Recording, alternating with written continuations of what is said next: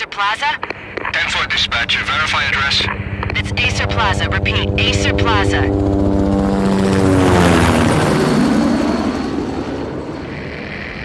Shots fired on the rooftop. An assault in progress at Acer Plaza. Repeat, an assault in progress.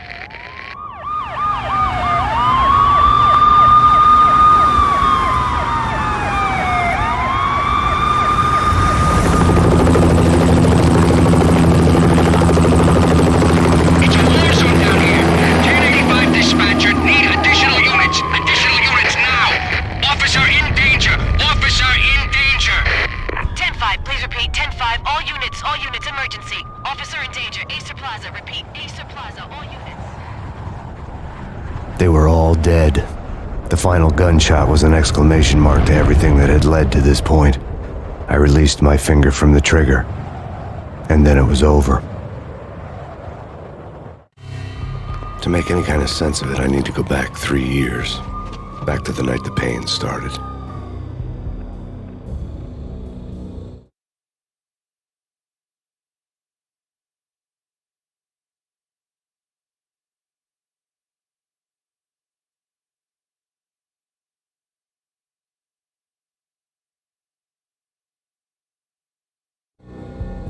I was still on the force back then. NYPD, Manhattan, Midtown North Precinct, Hell's Kitchen.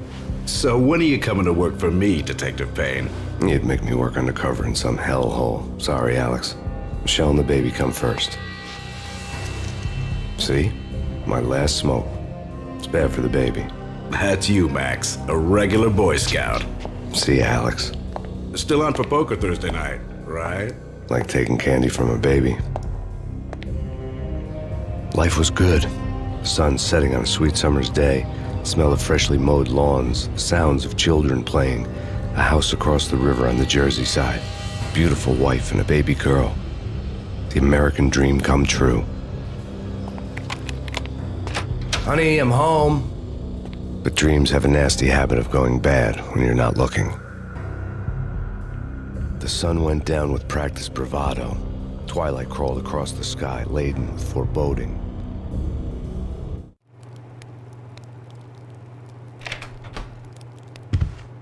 Michelle, honey, anybody home? I didn't like the way the show started. They'd given me the best seat in the house, front row center.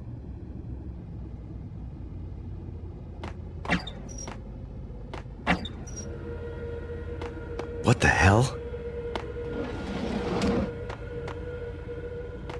Something ugly had been tattooed on the wall, a map of things to come. It was a poison syringe, a magic tag full of diabolical meanings.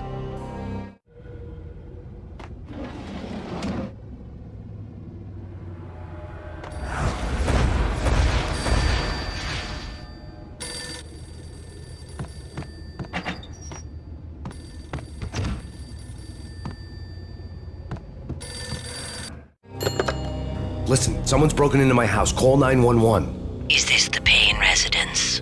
Yes, someone's broken into my house. They're still here. You have to... Good. I'm afraid I cannot help you. Who is this? Hello?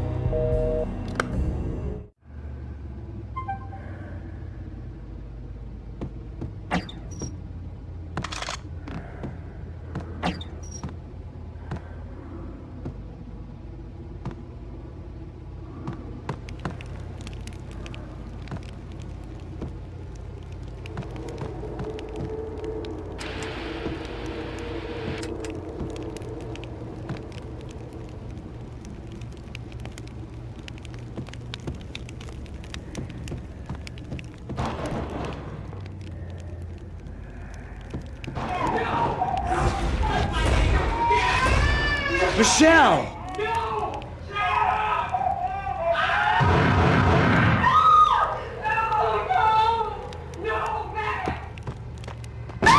Michelle! It's coming. Freeze! NYPD, drop it! Coming! You're gonna die! I'm gonna hurt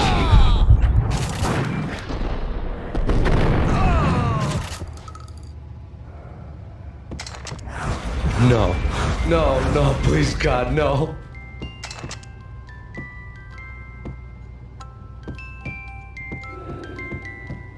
The flesh of fallen angels!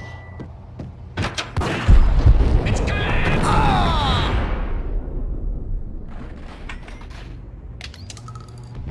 No, no, no, God, no, please, Michelle. Oh, baby.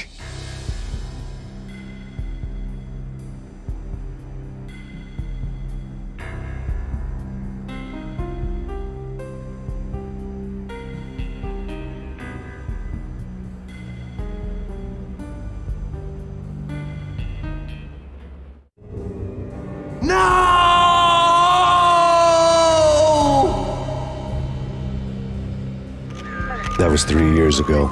Everything ripped apart in a New York minute. The killer junkies had been high on a previously unknown designer drug, Valkyr, V. After the funeral, I told Alex I'd be transferring to the DEA. It took us 3 long years to get a break in the Valkyr case. Then, finally, 2 months ago, a dime dropper tipped us off that Jack Lupino, a mob boss in the Punchinello crime family, was trafficking. I went undercover, infiltrated the worst mafia family in New York.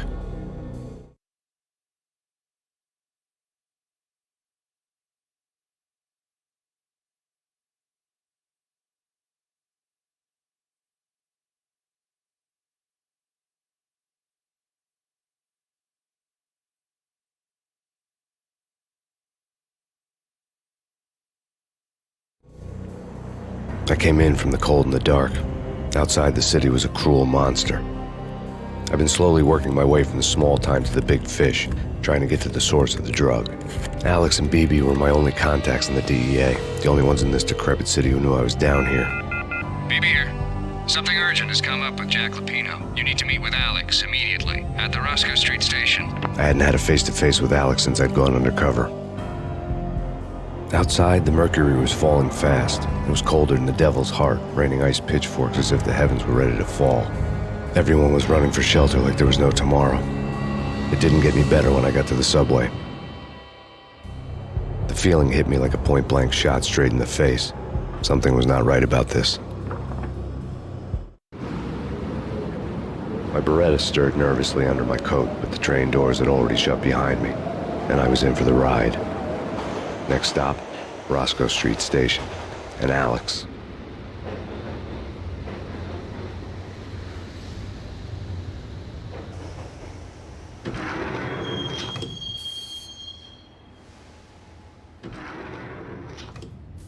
The station was drenched in gloom. Alex was a ghost, nowhere to be seen. I'd have to look for him.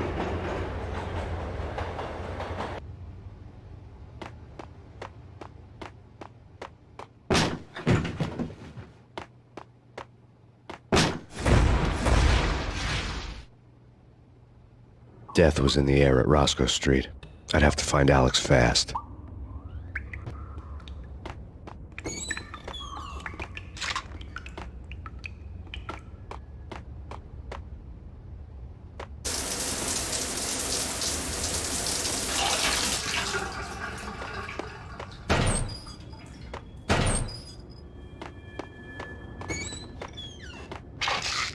The pills would ease the pain.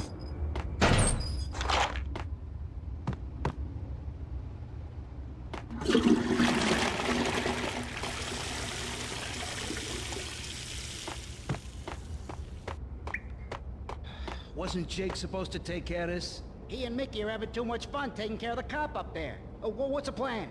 Simple. Gun down every mother-loving bastard that gets off the train. Sweet. Didn't the train go already? No idea. Let's just wait and see. What the?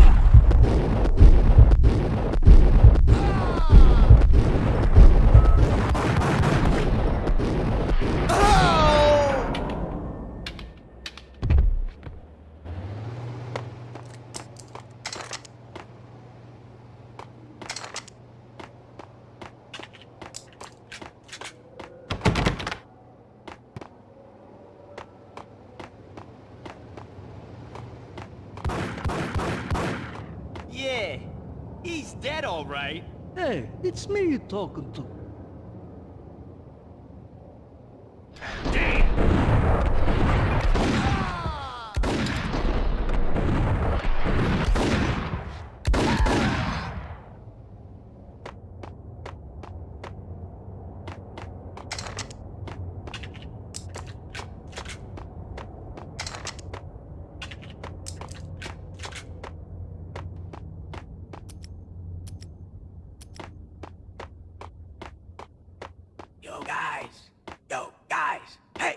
ain't getting around. You hear?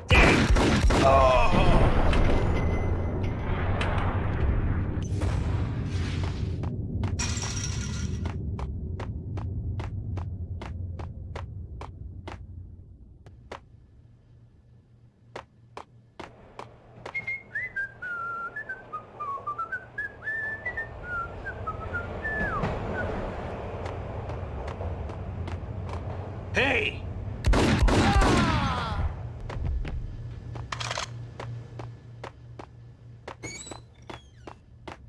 Right? Right.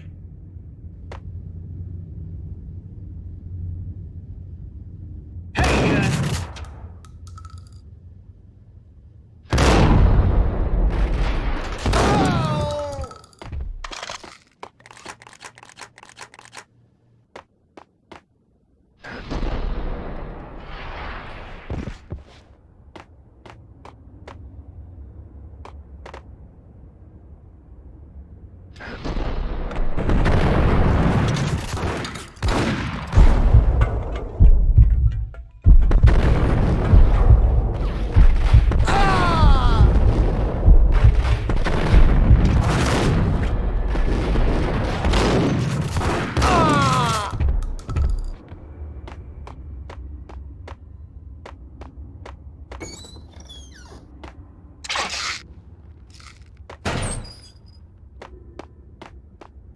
While looking for Alex, they had ended up in the middle of a big-time crime operation.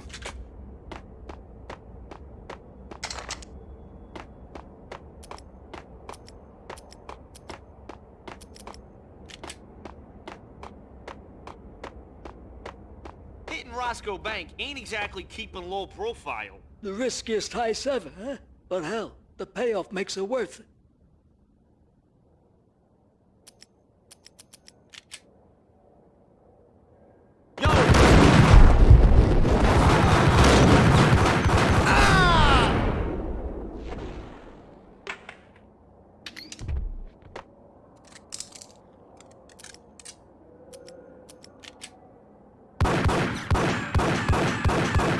The gate was locked. I would have to find another way to get to the tunnel.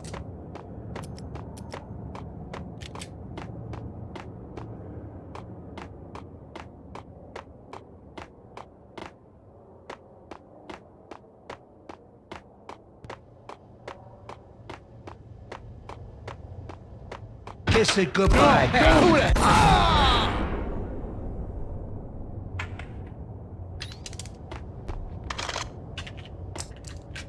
You saved me, man. What's going on here? A massacre.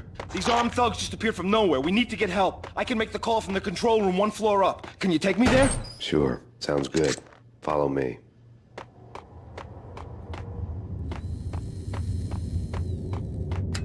The power to the rail had been cut.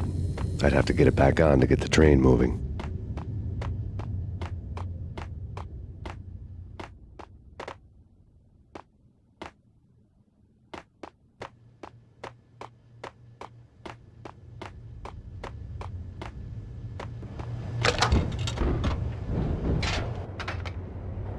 Home free. This way.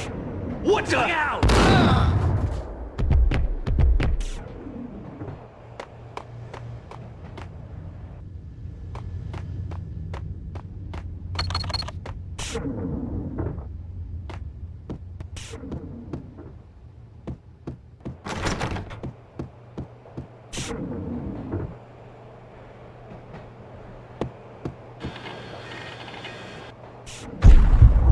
Whack!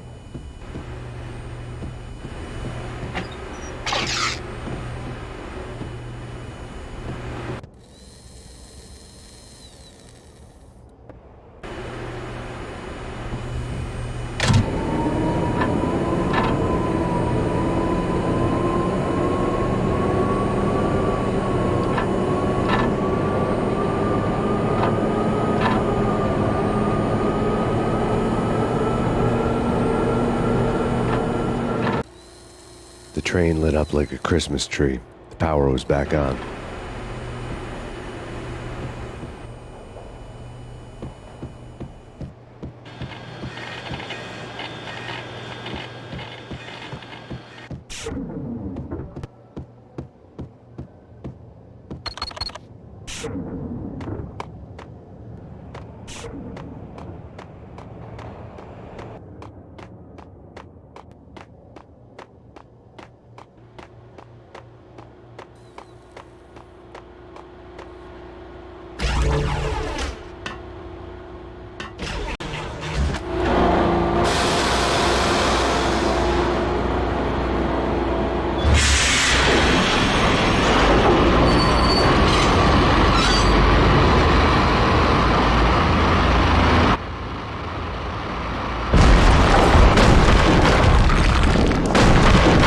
So much for being subtle.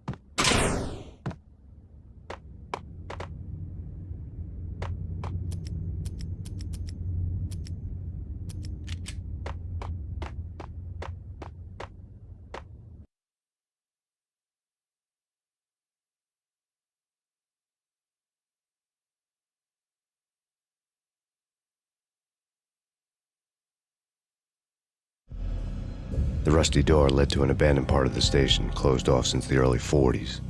Something big was going down at Roscoe Street. Maybe that's why Alex had wanted to meet me here. Maybe not. One way or the other, I was gonna find out.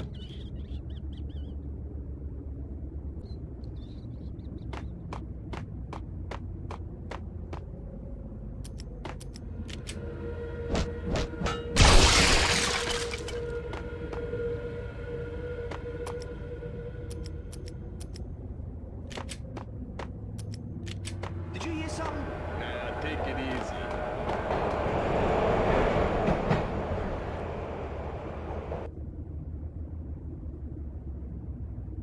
What the hell?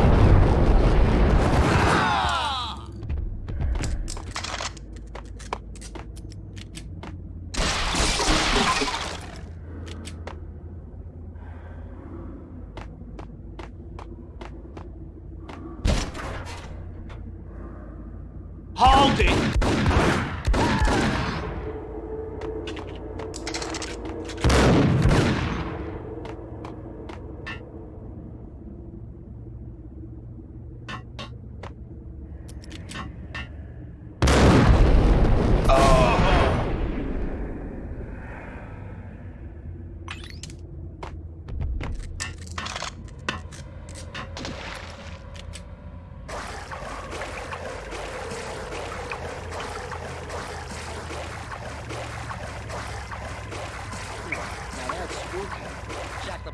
Yeah, spooky.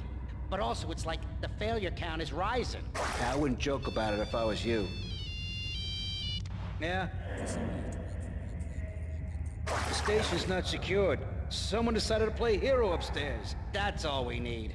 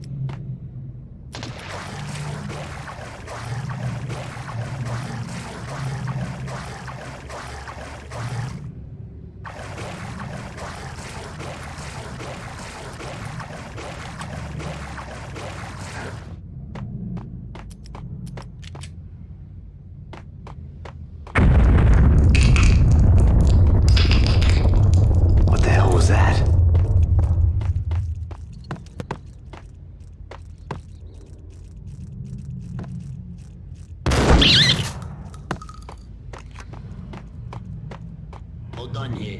Give me the detonator. What are you talking about? The detonator. I thought you'd bring it. You were supposed to bring it. Yeah, right. Oh! What the? Ice!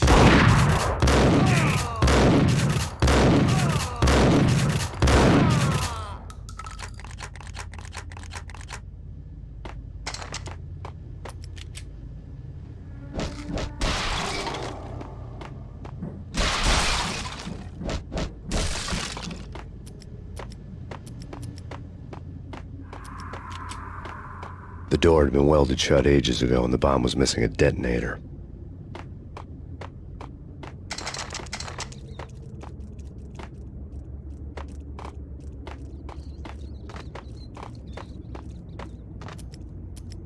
Okay, fellas. The police are on their way. New York's finest are gonna be here soon. So stick to the plan. We've got our own private exit route. In and out, do your thing.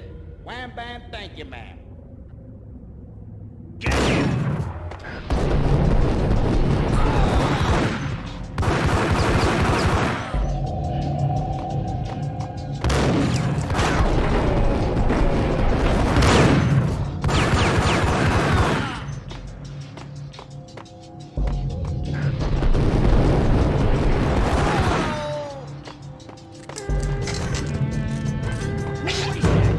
What the hell?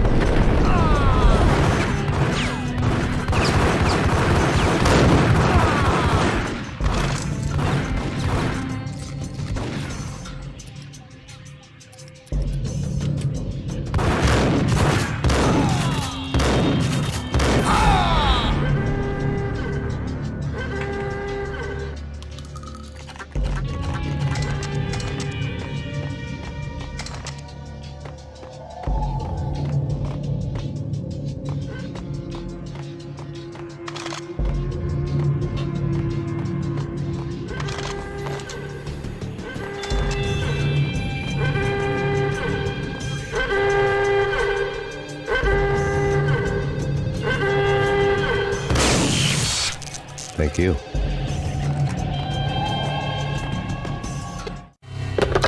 We come to you now live from the crime scene. Who is this? Right back at you. This is Deputy Chief Jim Bravura from the NYPD. You are to cease your criminal activities and surrender immediately. Sure thing, Jim. Me and the boys have been talking, and everyone's real sorry. They'll never do it again. Who the hell is this? Being placed at the scene of a bank robbery wouldn't have tipped the odds in my favor.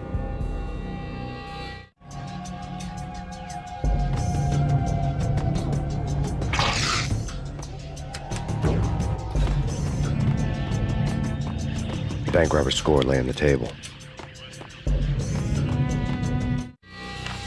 The bank robbers have been after Acer Corporation bonds. The Acer success story had recently been on every channel and on the cover of every magazine.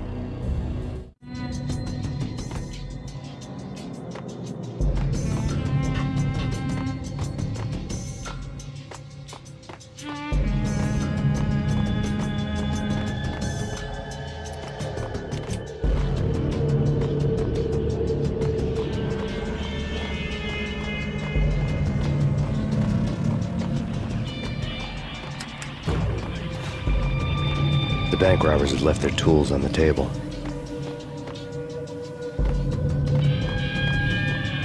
Judging by the detonators, the crooks had bought enough explosives to send Lady Liberty into orbit.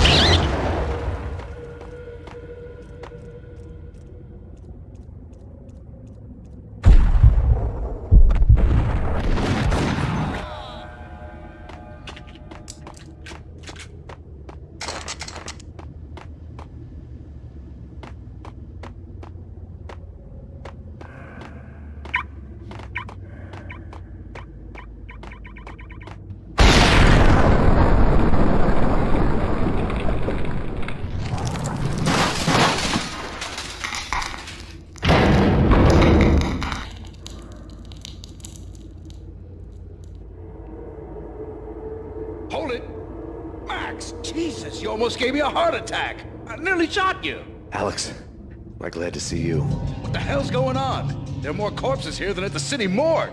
It's an armed robbery, a tunnel job straight to the Roscoe Bank vault through the old station wall. Is this why? This is Lupino's gig? This is Lupino's doing? Lupino's men? Really? You sure know how to pick a place. Can you get through? No, it's locked. We gotta get out of here. If it's Lupino, it's... Alex? Alex! There was nothing I could do. He was dead. I could tell by the empty, accusing stare of his eyes.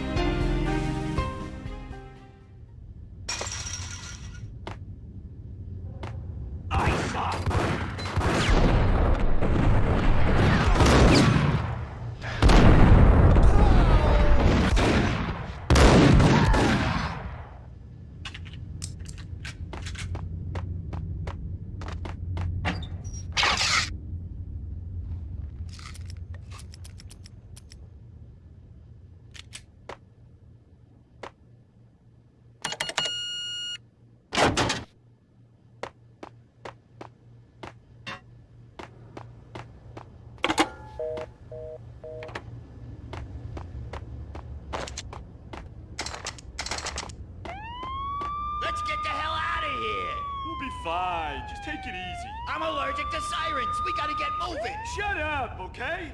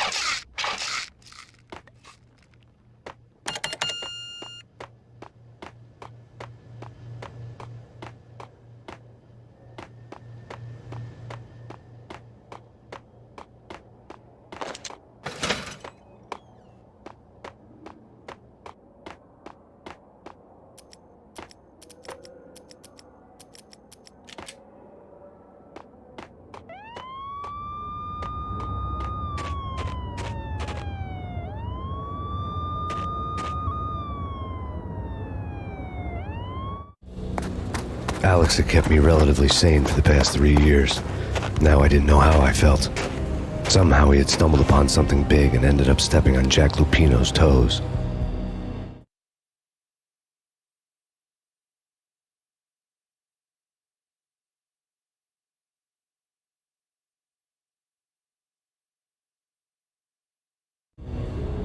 Lupino ran his racket of sex, drugs, and contract killings from a sleazy hotel in a slum block of tenements. The NYPD was closing in. I could hear the sirens. Their wail was a crescendo. Lupino thought he could get us by taking Alex out and leaving me to take the fall for it. All he had gotten was my attention. I went for the hotel first. It was a sad old thing with flickering lamps and faded colors, cheap mobster punks and tired-eyed prostitutes. I walked straight in, playing at Bogart, like I'd done 100 times before. The place was run by a couple of murdering mobsters with shark smiles. The Finito brothers. Ladies and gentlemen, it's the Payne in the butt. Payne to the max. You're killing me. Did you make that up yourselves, or you get some wino downstairs to come up with it? Don't answer that. A rhetorical question. I got something for the boss. Lupino around? That kind of depends on who's asking. A friend or a junk squad plan. Don't answer. It's one of them, how do you put it, rhetorical questions. Lupino ain't here, but he says bye. Lupino wasn't in his cheap hotel. Instead, I ran into the Finito brothers. My cover had been blown. The door slammed shut behind me. And then I was dodging bullets like raindrops. Payne in the butt. Ha ha! Payne to the max. Junk squad pig. Got a ticket to Marble City for you.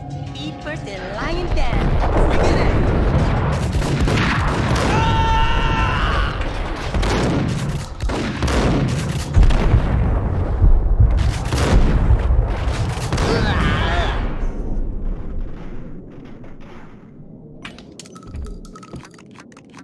A letter on the desk caught my eye.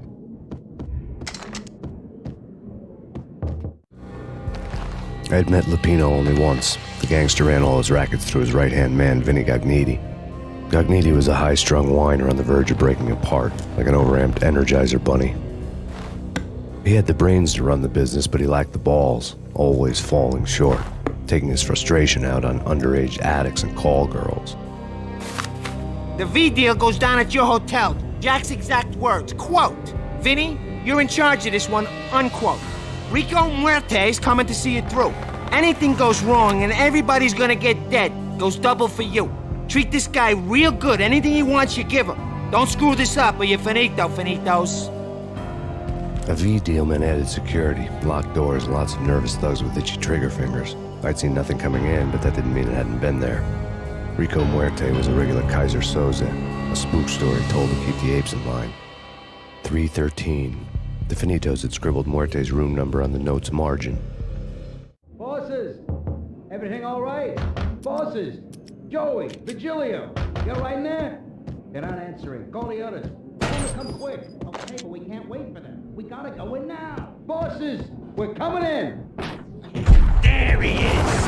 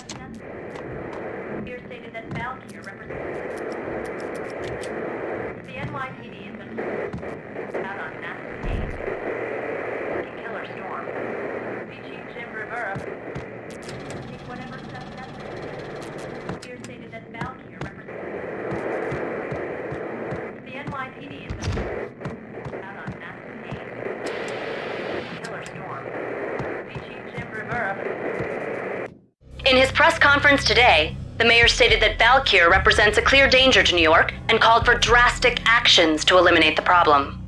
On today's top story, the Valkyr crisis worsens with the murder of DEA Special Agent Alex Balder. Special Agent Balder had been shot repeatedly from a point-blank range. The gunman has been identified as Max Payne. The noose is sure to tighten around this fugitive criminal as more NYPD units join the search to apprehend him. I had just gotten my 15 minutes of fame.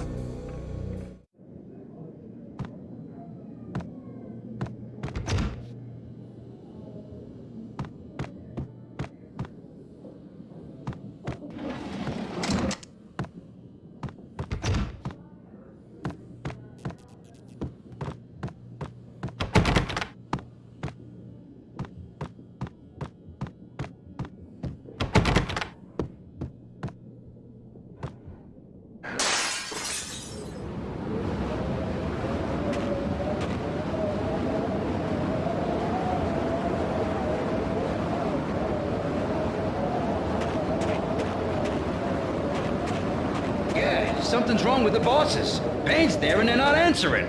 Let's go already. Payne's gonna pay in spades.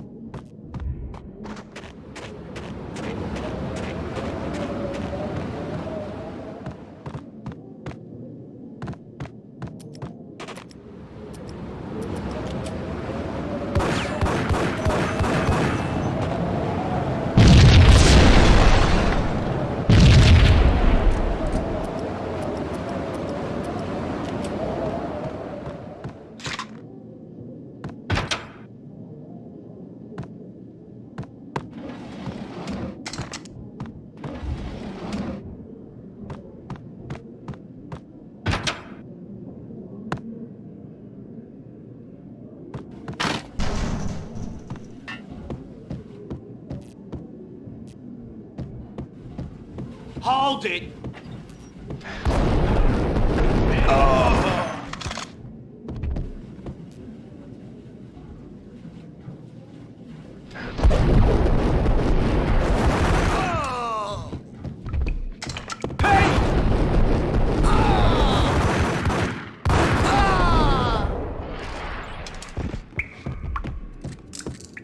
Previously on Lords and Ladies. Lady Amelia, Marquis Valentine asks for an audience. Thank you, Lawrence. My lady. My lord.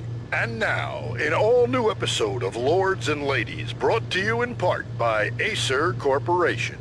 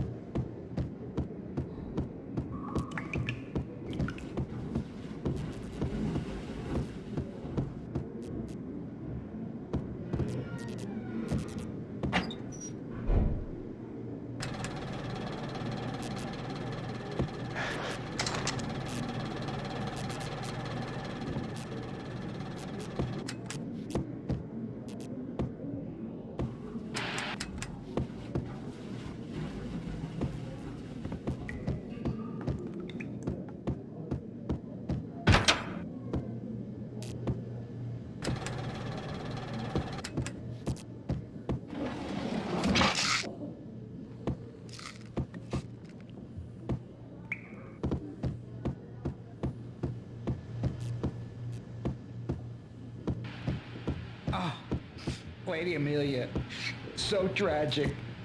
Will they ever get together?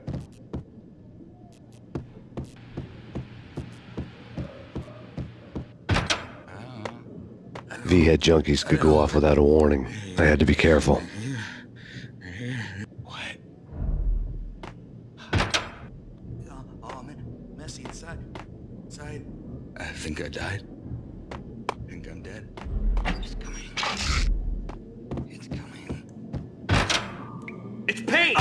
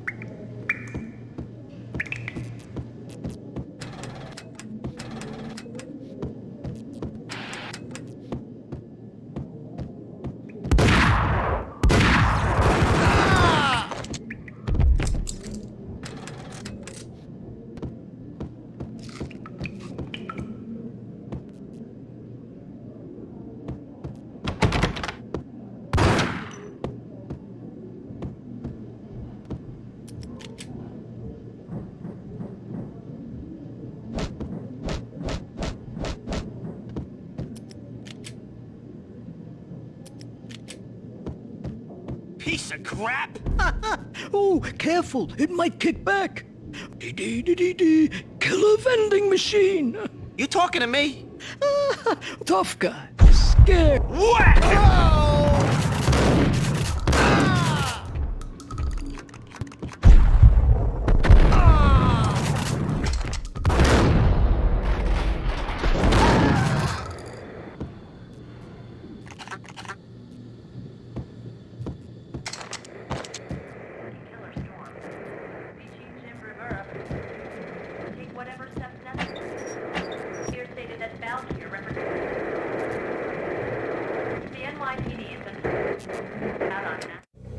Tonight, the city's fight against the nightmare drug Valkyr took a turn for the worse as DEA Special Agent Alex Balder was found brutally slain at the Roscoe Street subway station. A suspect was seen leaving the site only moments after the shots had been fired, and the NYPD is currently in pursuit of Max Payne, a repeated felon believed to be armed and extremely dangerous. And now the weather.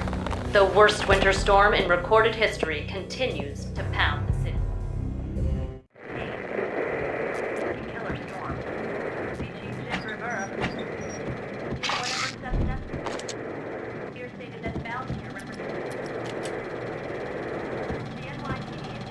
This party had been dead for a while. I couldn't say I was sorry I'd missed the show.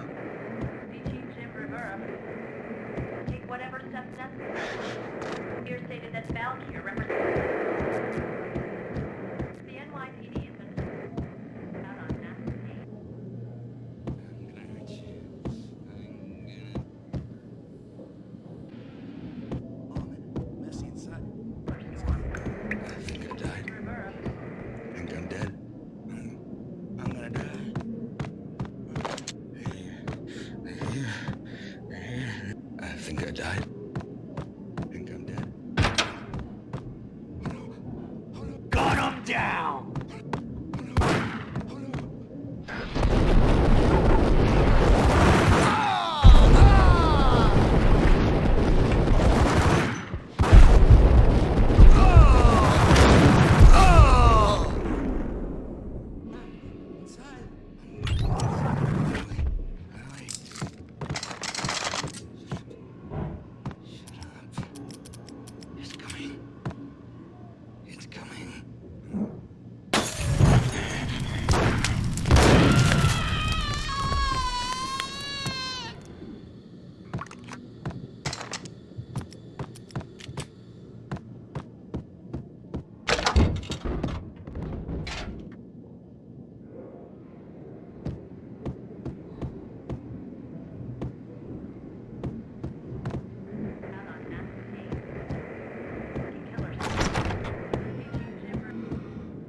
I'd found Muerte's room.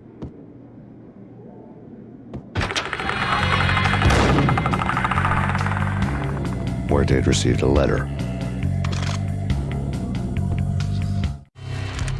Our investigation had turned up nothing to link Angelo Punchinello, the head of the Punchinello family, to Val Kier.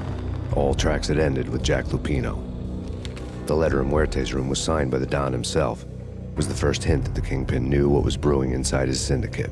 The trouble you got into after the Chicago screw-up. The Punchinello family bailed you out. You have been waiting for a chance to pay us back.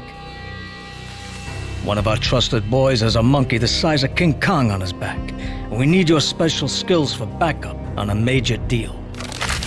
Collecting evidence had gotten old a few hundred bullets back. I was already so far past the point of no return I couldn't even remember what it looked like when I had passed it.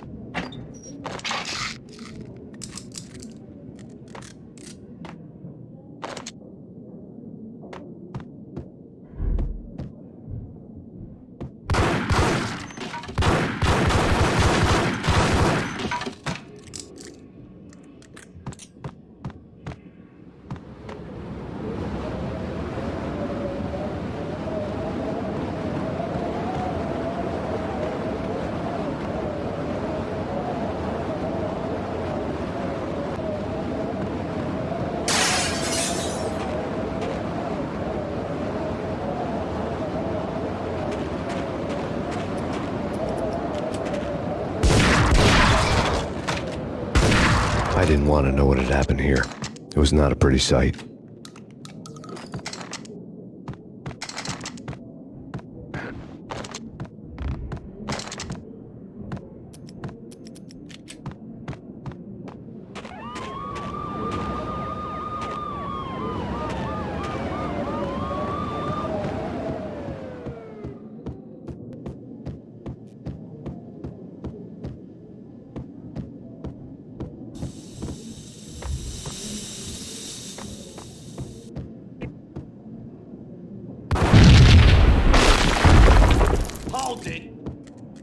Told you. God damn! I thought it was a bomb for sure. Nah, the Russian wouldn't dare. This has been waiting to happen. I thought it was a bomb. What the?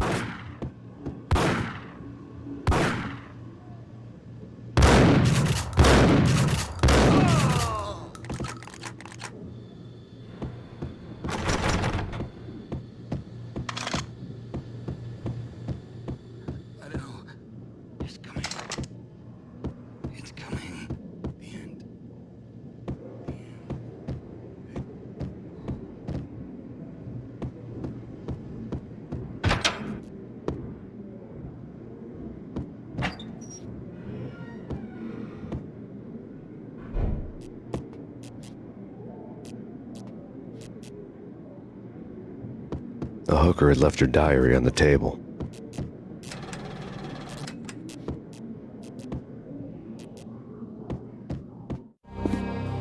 The diary belonged to a hooker named Candy Dawn. The read would have made a vice cop blush. Had talks with the mystery hag over the phone again. Sent her the latest One-Eyed Alfred tape. As long as the hag keeps paying for the tapes, the old man could come every day for all I care. She had a nice sideline, making secret X-rated flicks of her clients and selling them to the highest bidder. It would get her killed if her V-fix for the day didn't do it first.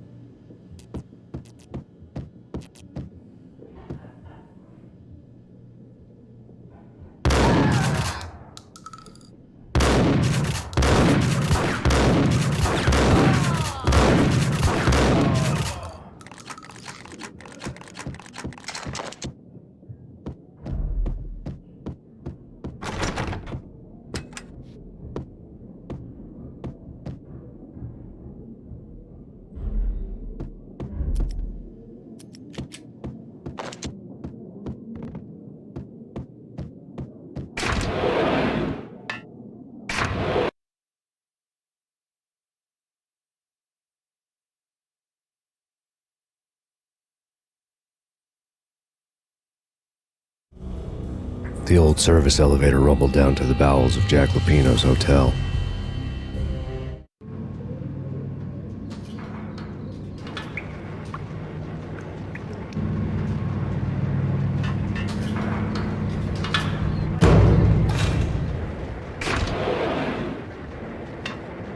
It was freaking crazy. The cops were doing a full-scale siege next door. More traffic than rush hour. I mean, bleeding bastards running back and forth, Ronnie and Jimbo to throw, and in the middle of all this, there we were. I didn't give a damn, just going with the flow. So what happened? Nothing happened. We got the explosives, dumped the cargo, we were home free. Jesus.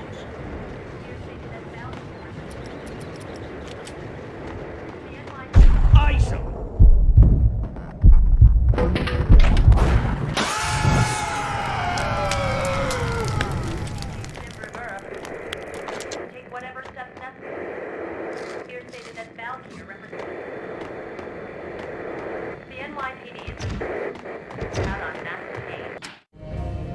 A winter storm warning is in effect in the whole tri-state area, as both freezing rain and heavy snowfall continue. Many roadways are already closed, and people are advised to stay indoors. The severe blizzard has ravaged New York for 3 days now, with no end in sight. We'd been snowed from the start in the Valkyr case. The forecast said there was plenty more where that had come from. But the snowbound city was on my side. Less chance of innocent bystanders getting caught in the crossfire.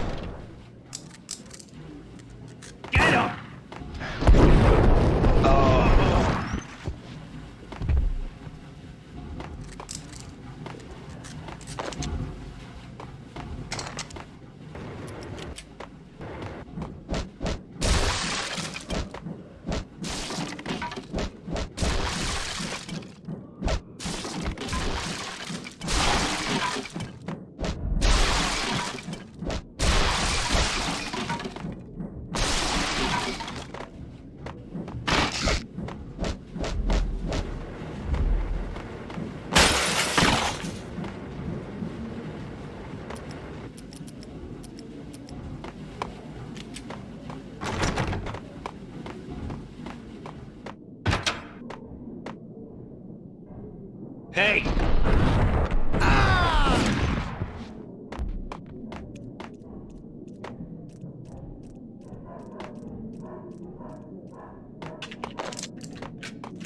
Exhibit number 1, a newspaper. A dead man tied to a chair lay on the boiler room floor. Captain Baseball Bat Boy has an unbeatable track record in superhero death matches. But a 6-pack of root beer gets me every time. The murder weapon was a baseball bat, now lying in a pool of drying blood next to a newspaper folded open on a Captain Baseball Bat Boy comic strip.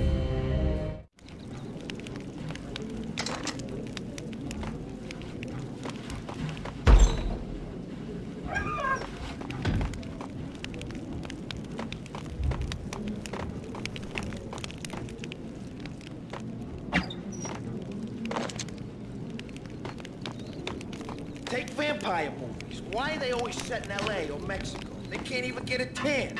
If I was a bloodsucker, I'd move to the North Pole. Winter's one long night. Yeah, and what would you eat? Suck blood from penguins?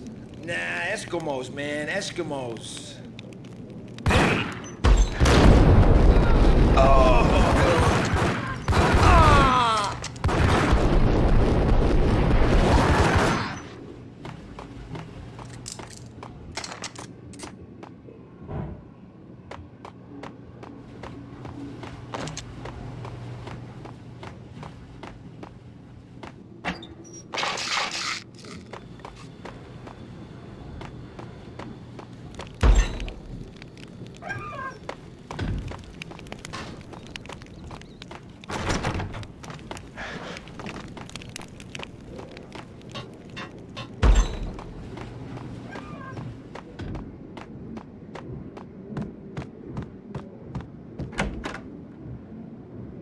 Chill with the guns. Trust me, you don't want to piss Muerte off. Gentlemen, let's do business. Green for green. Cheers at green-eyed angels. Amen.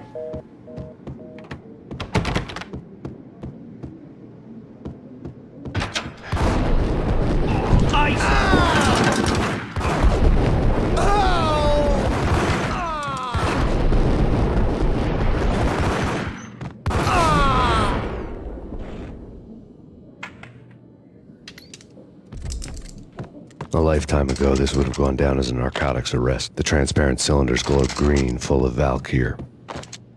It was dirty money. There was a key on the table.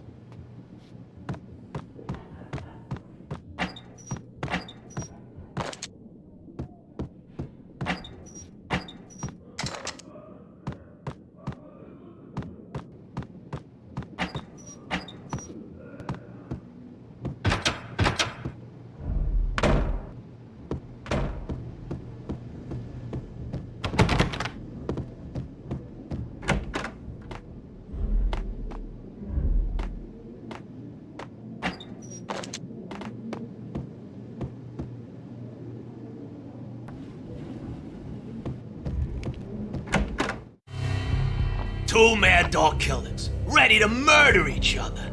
They step into the next room, and I'm thinking, now they're gonna do it.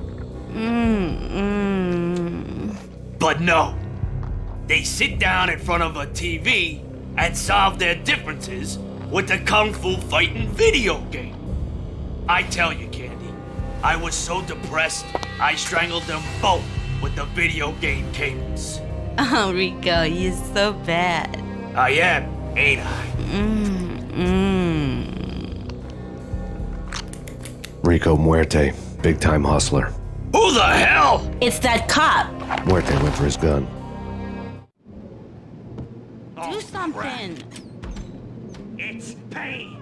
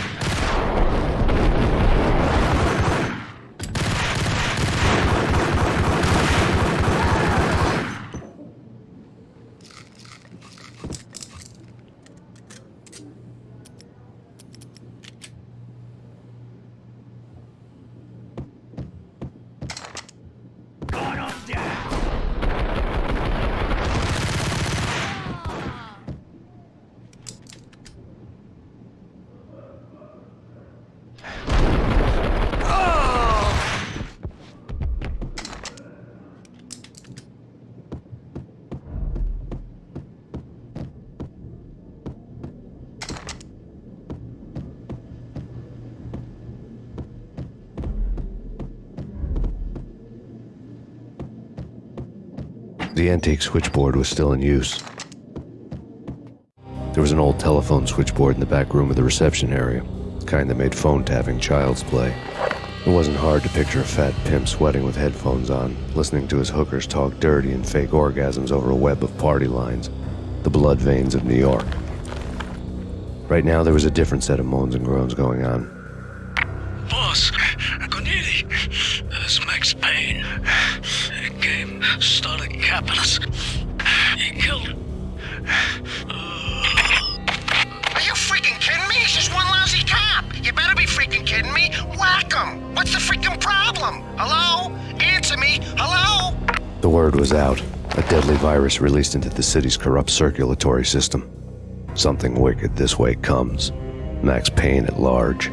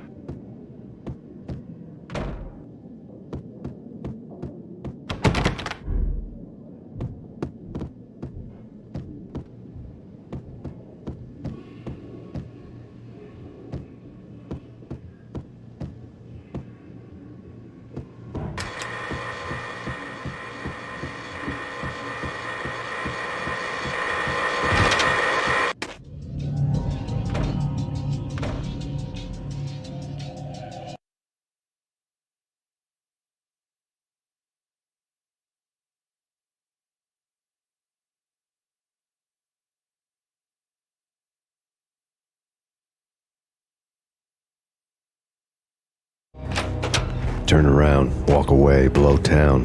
That would have been the smart thing to do. Guess I wasn't that smart. Lupino's tenement buildings were a seedy hangout for all kinds of sleaze. A liquor store, a pawn shop, a laundromat full of mobster bookies and loan sharks. The list went on. The how and why of it was a mystery to me, but they knew I was a cop. They knew I was coming, and they were going to get real trigger-happy about it. I got to see Lupino's hangout all lit up. A bomb went off, turning snow into liquid gold. A pillar of fire lifted the remains of a car straight up into the air. The flames were highlighted on the hood of a black Mercedes-Benz as it coasted down the street real slow, as if the driver didn't have a worry in the world. I got a good look at the man riding shotgun. It was Vladimir, the head of the local Russian mob, the fly in Don Punchinello's soup. The ringing in my ears was the sound of a mob war being waged.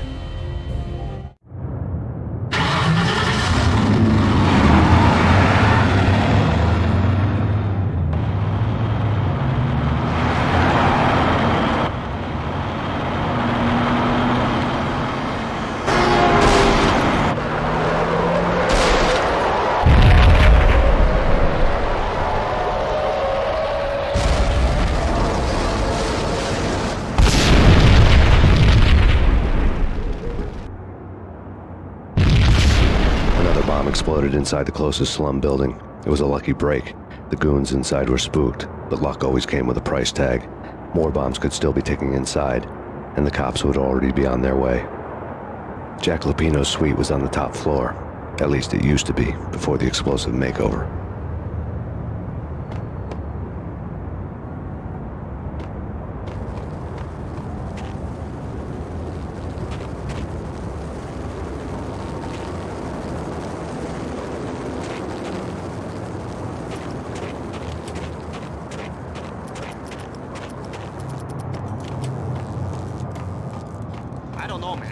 I don't know about this. Quit worrying, eh? Think of it as Christmas. The Russians are with Santa.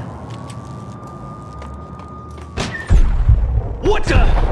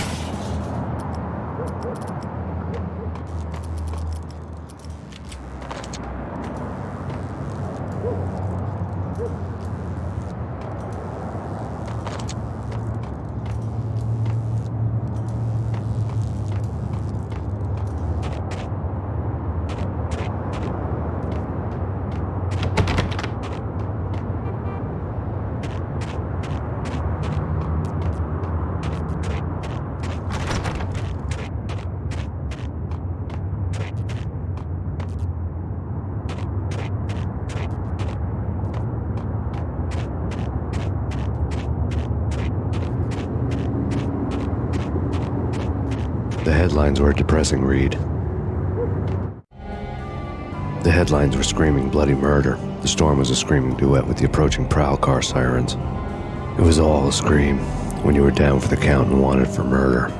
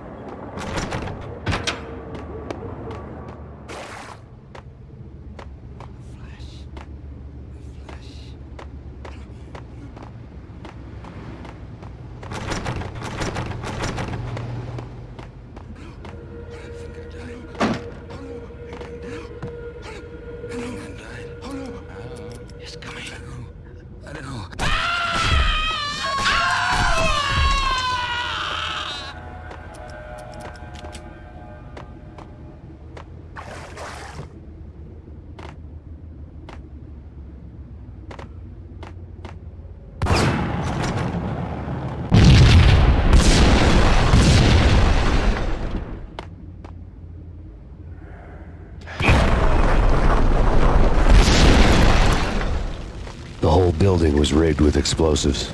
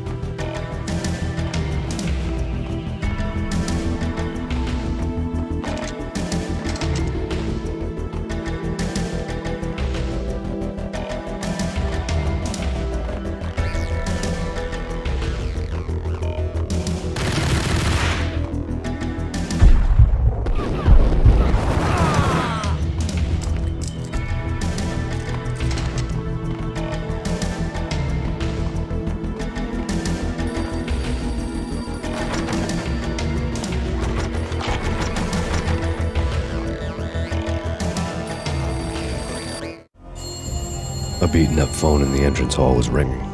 It could have been just a junkie in need of a fix, but it turned out to be something more sinister than that. Am I speaking to Mr. Payne? Who wants to know? My name is Alfred Wooden. You must hurry. The police are on their way. Tell me something I don't know. They know you're there. How? And what's it to you? I will contact you again. The cops arrived, sirens singing in the off-key harmony of a manic-depressive choir. I had a few minutes while the SWAT team would go through their usual routine. By the time they busted in, I needed to be long gone. Max Payne, this is Deputy Chief Jim Bravura from the NYPD. Drop your weapons and come out with your hands above your head. You're asking for it. Take it easy. Whack the song!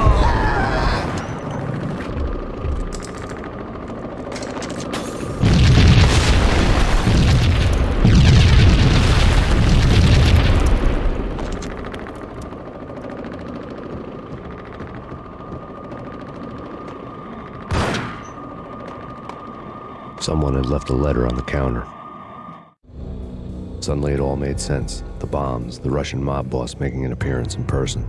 Gognitti was his usual self, all talk and no walk. After our hit, the Russian has only a couple of guns left, and they can be bought. There's no freaking way he has the guts to try anything after that. As it turned out, the Russian had plenty of guts. One thing you could count on, you push a man too far and sooner or later he'd start pushing back. NYPD! Your final warning. Surrender or we'll be forced to don't make us come and get you.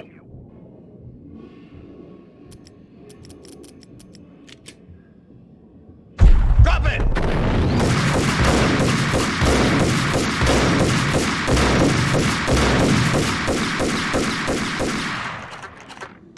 There's a key on the shelf.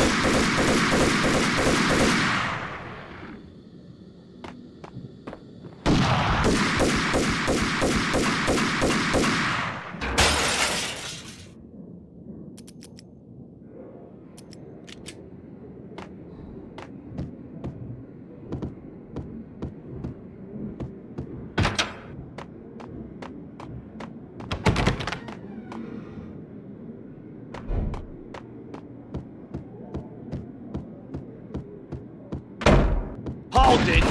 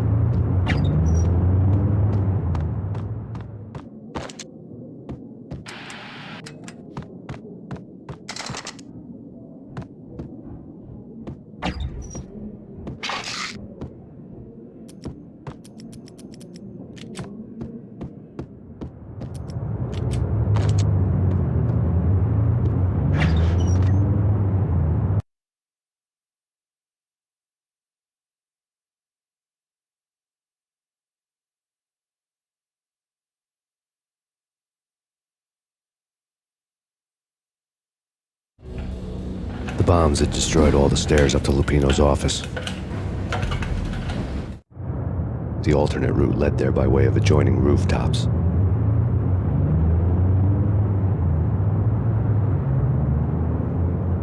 It's never been this cold. Never ever. It's like the sky's falling. Yes, sir. It's the end of the world as we know it. And I don't feel fine. I don't feel anything. Not a thing. I'm freezing my butt off.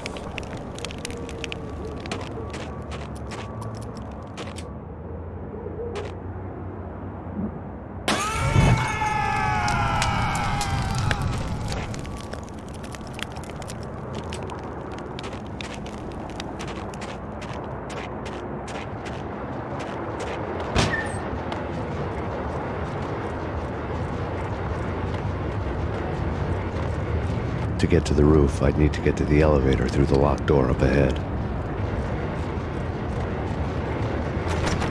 Pizza delivery. Never seen you before. Buzz off, Joker.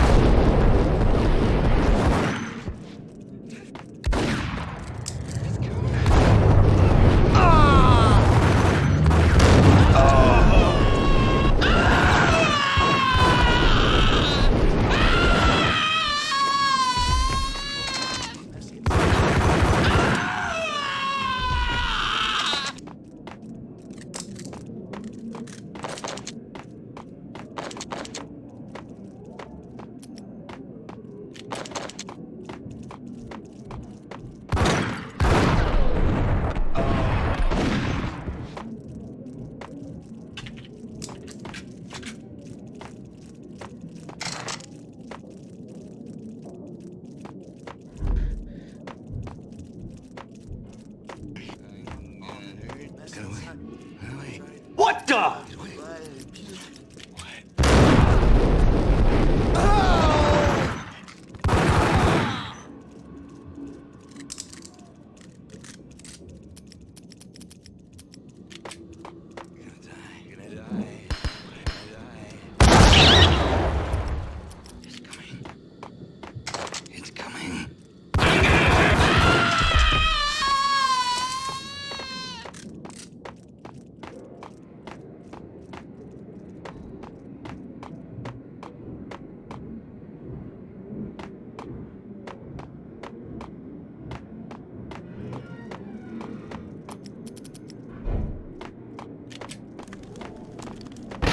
No, don't shoot. I ain't... You know the clowns at the laundry? Me?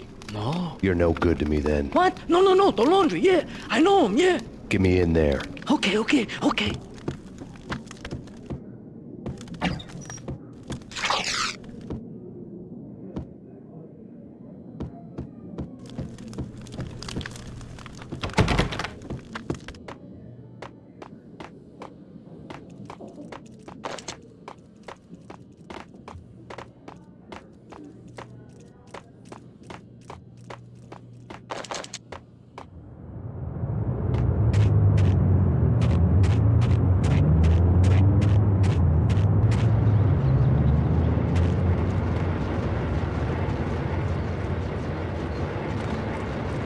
It's me. Open up.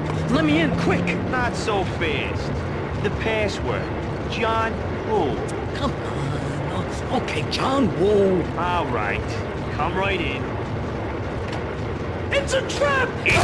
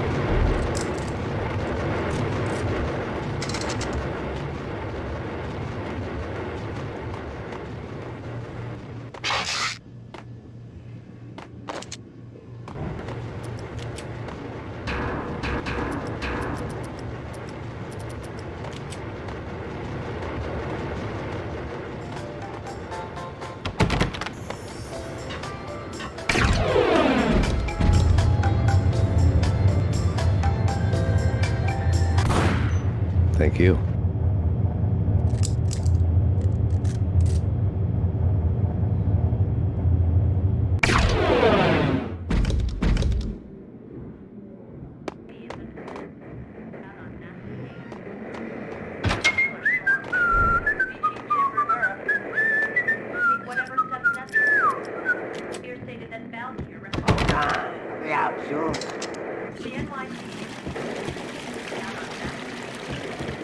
What the hell?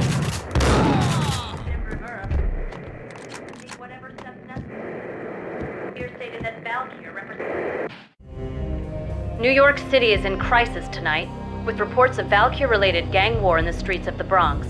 Apparently, Max Payne, wanted for questioning in connection with the slaying of a DEA special agent earlier tonight, is waging a one-man war against his former partners in crime. Among the list of casualties so far are notorious mafia members Joey and Virgilio Finito, as well as Rico Muerte, himself a fugitive from the law, and a suspect for several murders in the Chicago area. The NYPD has been placed on full alert. A citywide APB has been put out on Max Payne. Deputy Chief Jim Bravura has promised to take whatever steps necessary to bring him to justice. What those steps may be remains to be seen. For NYCNN TV News, this is Kira Silver.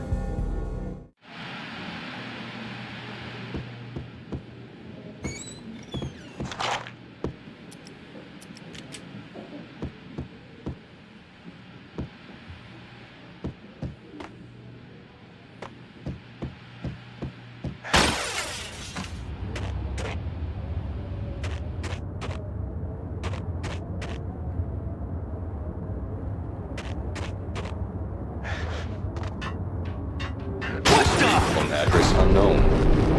I don't want to go there. It's the last place. But that's where I always end up anyway. Only, it's not me talking to the pink flamingo, but someone who looks the part down to the finest detail, except that he's evil. I'm hiding in the shadows, watching it all unfold. The flamingo speaks. He can speak here. It says, "Mirrors are more fun than television." That's, mirrors are more fun than television. Somehow I know this, just don't ask me how. And I, not me, but my double, nods and smirks at this like it was the funniest thing in the world. And then something goes wrong, and suddenly they know I'm there, hiding behind them, and they both turn to look at me with cold eyes. And the flamingo speaks again.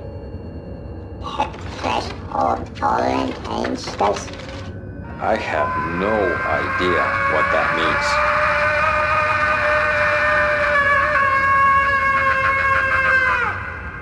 And that's when I always wake up to my own scream, in that brightly lit white hospital room, strapped to my bed.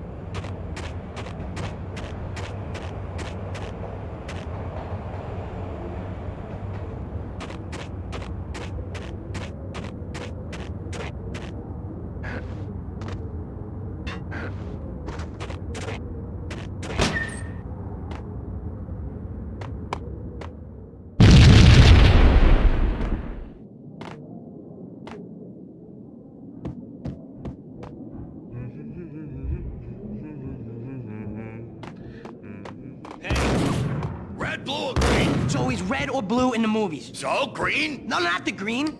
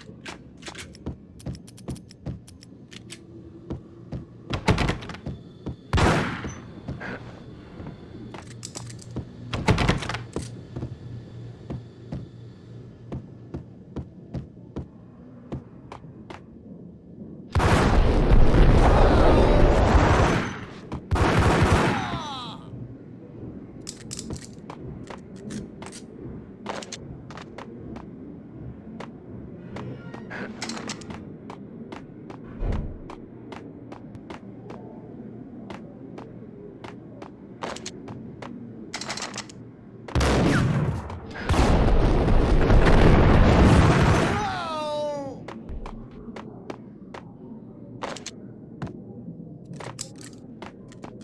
the hell are you standing around here for? They're bombing us. What are you doing? You're doing nothing. What are you doing? This is war. Freaking war.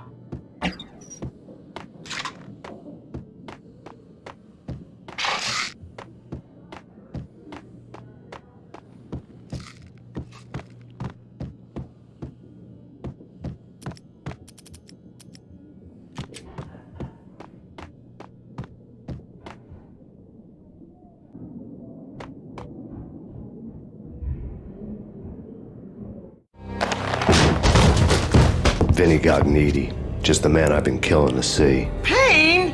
Freaking fed! I knew from day one there was something screwy about you. What do you think you're doing? You're a freaking cop. You ain't got squad on us. You can't just come in here waving your piece like it meant something. Yeah! Oh my God! Oh God, you shot me! Ah! You're dead, Payne!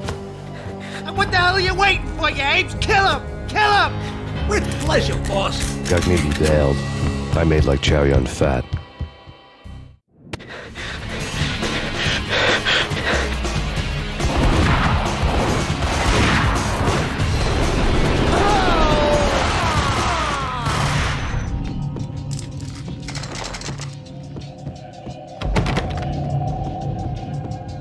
A crumpled letter lay on Gognitti's desk.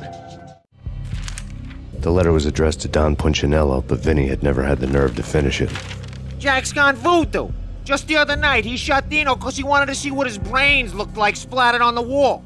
He's a freaking mad dog. We're running out of men and business fast. Gognitti had been living in mortal fear of his boss.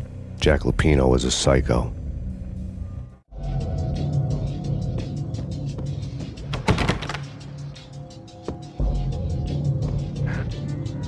Vinny Gognitti was running scared. He could run, but with a bullet in his stomach like a broken bottle of Tabasco, he was quickly running out of time. He knew where his boss was, and I wanted to square things up with Jack Lupino. Gognitti would be moving fast. I don't know about angels, but it's fear that gives men wings.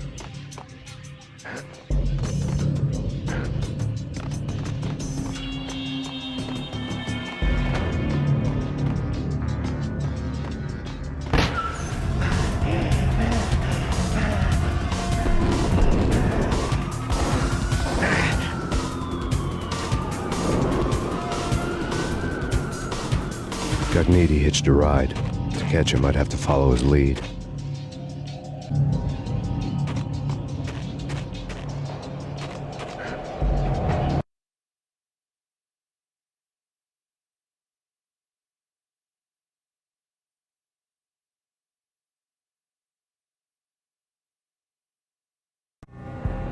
This was my second train ride of the night. The way it started didn't promise anything better than the last one.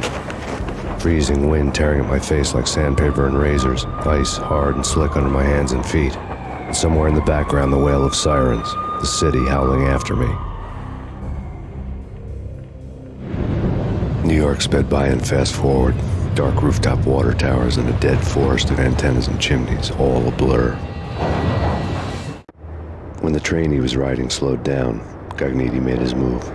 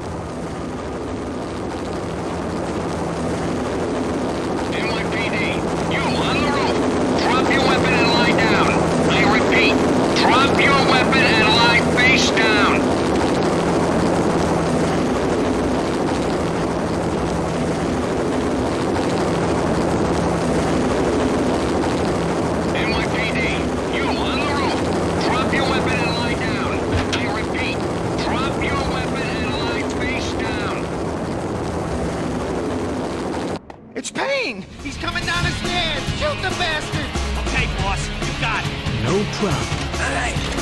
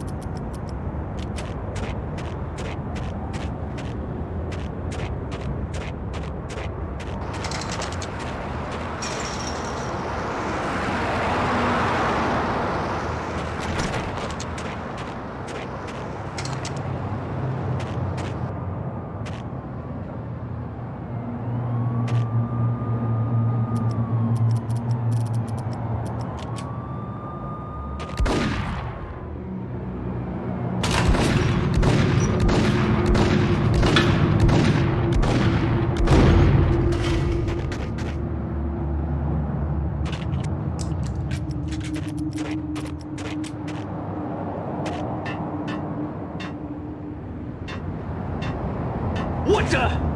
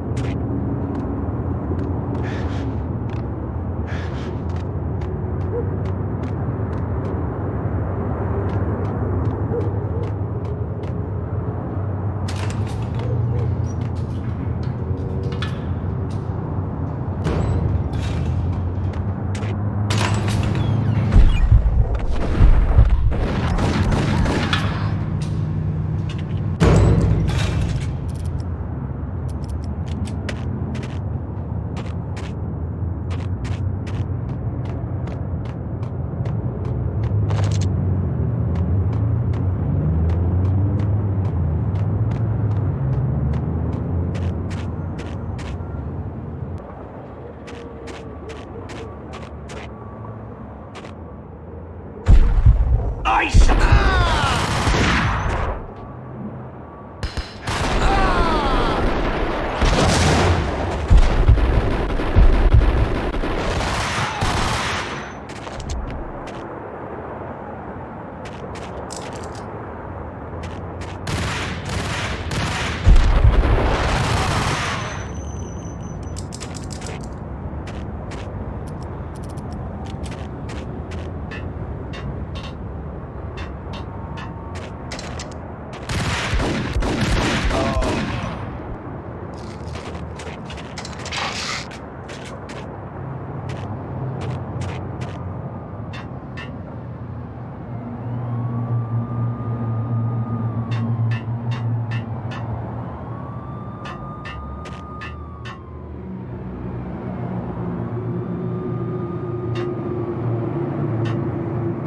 We're gonna be rich. Freaking rich.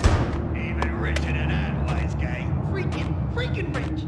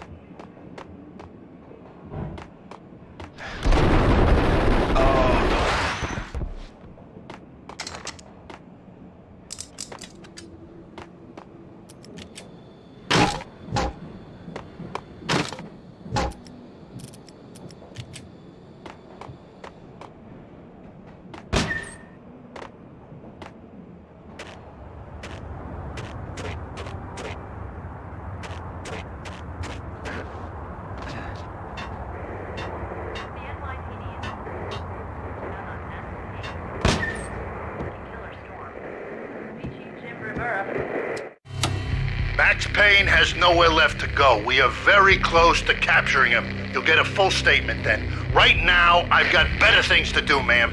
That was Deputy Chief Jim Rivera from the NYPD with no further comment at this time. Apart from his suspicious food habits, I figured Bravura to be one of the good guys. Fate had just dropped us on different sides in this. But when it came to capturing me, he was way out of his league. I had already ditched the cops a couple of rooftops back. For now.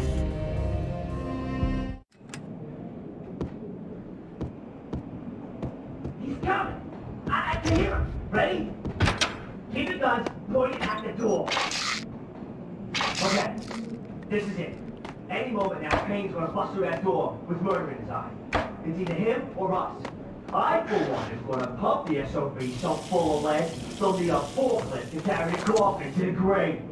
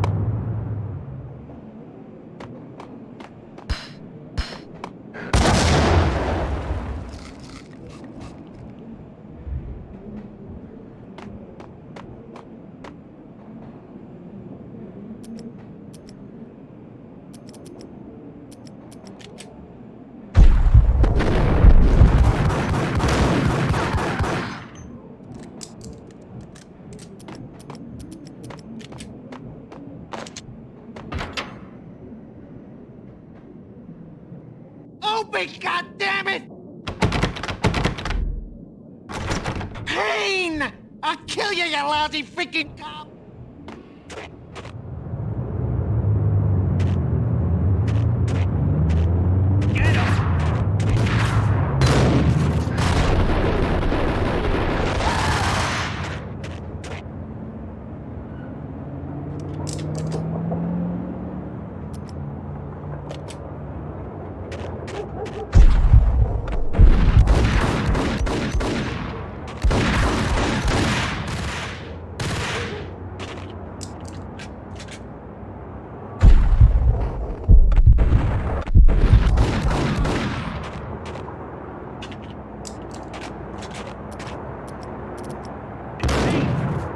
That's Payne.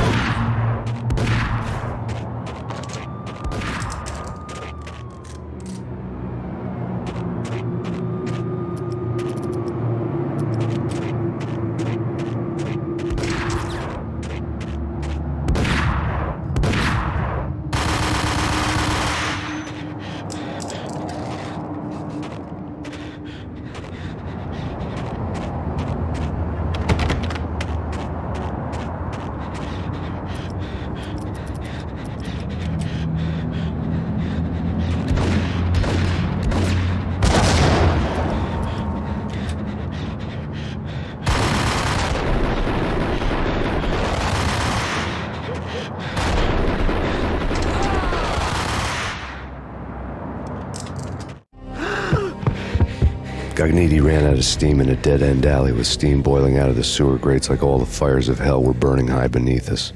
It was shakedown time. Where's Lupino? Screw you! Bad start, Vinny. Police brutality! I rate pretty high on that. You can't just hurt me in cold blood! Just keep telling yourself that. Listen good, Candyman.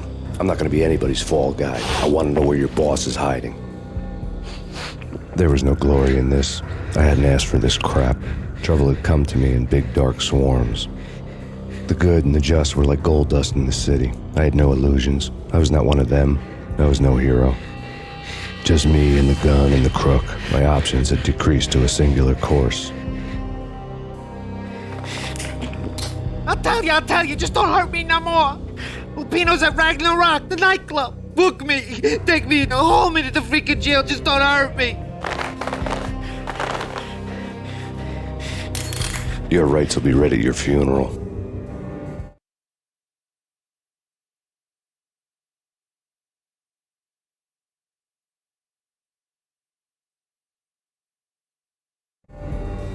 Ragnarok was Lupino's private nightclub, a den of drugs built into an old theater. I knew what waited inside.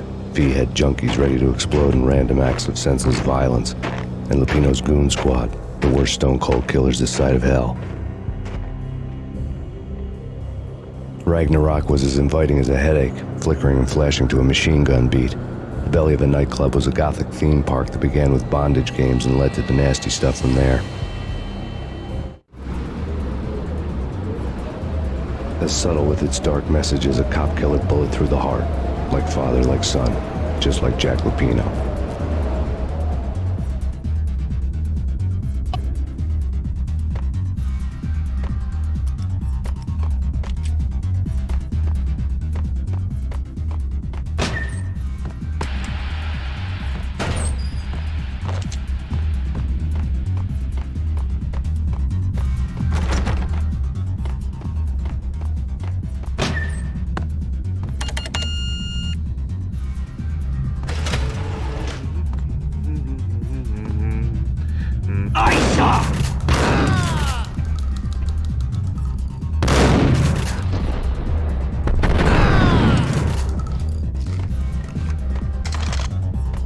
book had never been a bestseller.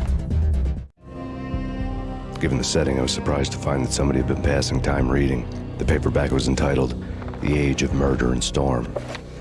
The blurb on the back mentioned Norse mythos and Ragnarok, the end of a Viking world with a terrible winter that covered the earth in ice, when vile crimes were rampant and all humanity lost. I could see how somebody impressionable might get it into their head that we were at the end of time. I was also beginning to see what the nightclub and its owner were all about.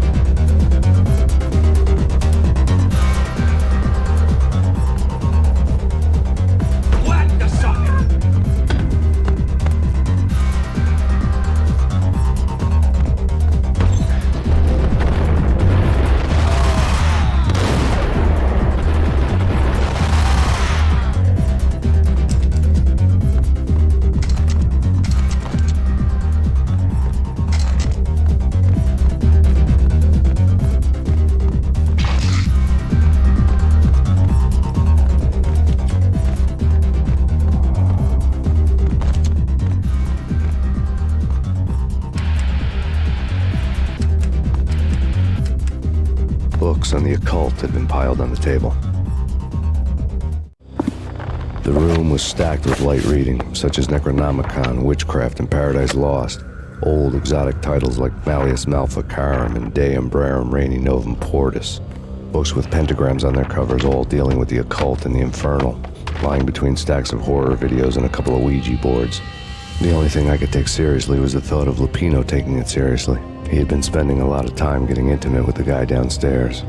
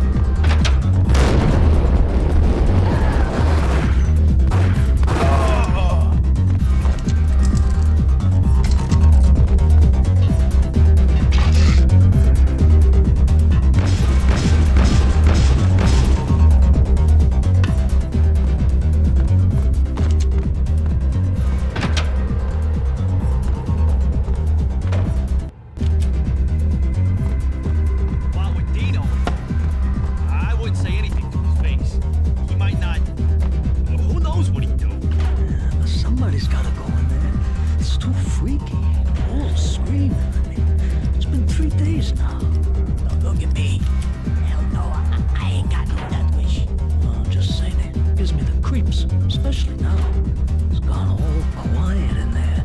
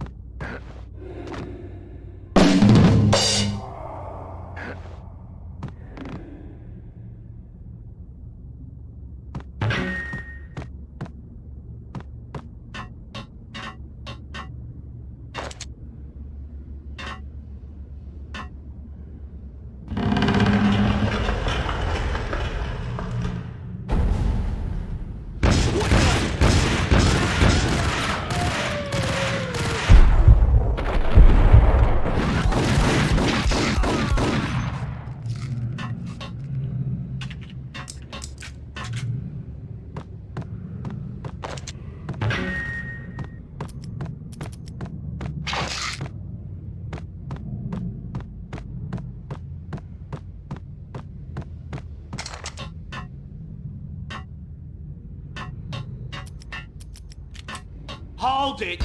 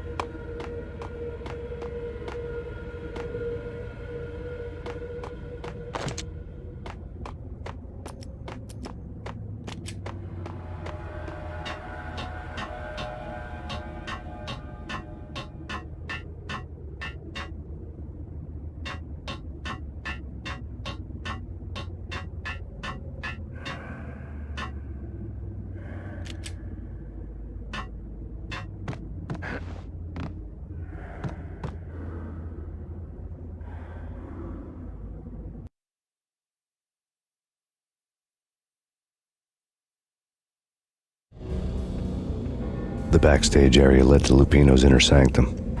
The hot air inside was like an invisible wall, thick with incense and something else, a sickly sweet smell that made you gag. This was the rotten core of the Big Apple. Lupino lurked somewhere ahead, like a spider at the center of his web, waiting. The vapors in the air started to make my head swim. Torn pieces of a letter lay scattered on the sofa. Punchinello had threatened Lupino in writing. The note had been torn to pieces, bloody fingerprints all over them. Don't want you to think that one of my boys is not playing with a full deck. Shape up, Jack. We are running a business here. I'd hate to send the trio to strong-arm you. The trio were the Don's notorious henchmen. It was obvious that Lupino hadn't been intimidated by the threat. Lupino's notes covered the table. Jack Lupino was crazy, all right. The table was scattered with notes of demented arcane nonsense written in rusty blood, a mishmash list of demons, devils, and dark gods evoked. Beelzebub, Asmodeus, Baphomet, Lucifer, Loki, Cthulhu, Lilith, Hela, blood given to you all. He was after that old Faustian deal, your soul for power and fortune. Just sign on the dotted line with your blood.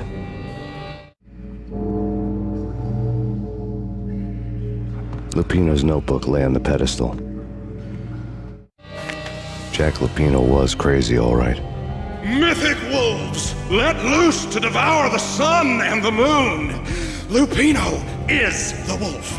I'm Mr. Beast, the big bad Fenris wolf. I'm the end of the world man, wearing the flesh of fallen angels. After Y2K, the end of the world had become a cliche. But who was I to talk? A brooding underdog avenger alone against an empire of evil, out to right a grave injustice. Everything was subjective. There were only personal apocalypses. Nothing is a cliche when it's happening to you.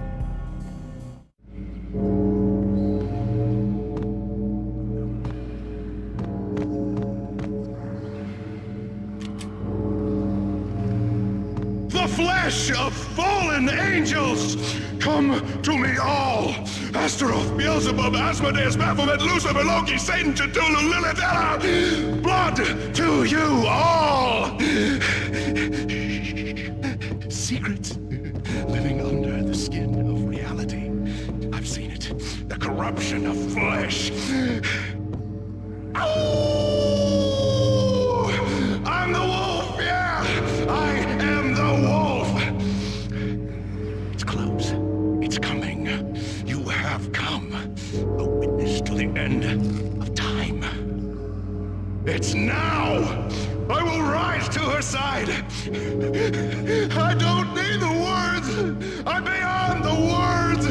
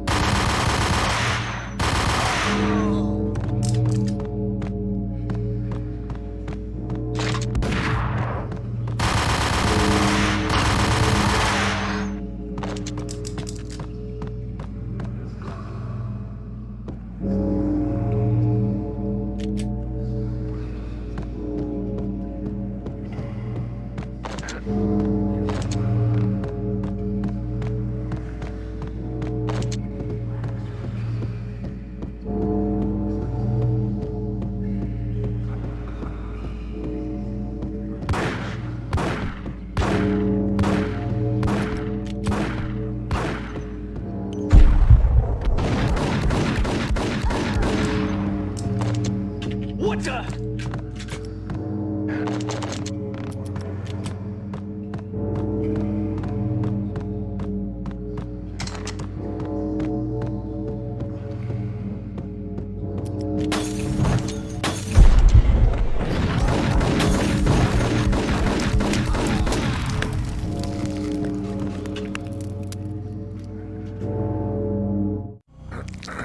I had known there'd have to be a catch in it somewhere, and this one was the Empire State Building of catches. Lupino was pumped up and dying to go 15 rounds with a mutant alligator. And then he started this spooky monkey talk, straight from a bad dream. Mine. I have tasted the flesh of fallen angels. I've tasted the devil's green blood. It runs in my veins. I've seen beyond a world of skin, the architecture of blood and bow and arrow. Death is coming! She is coming, and hell follows with her. This is the twilight winter. I am ready to be her son. Her time is now, and all who stand in her way must die!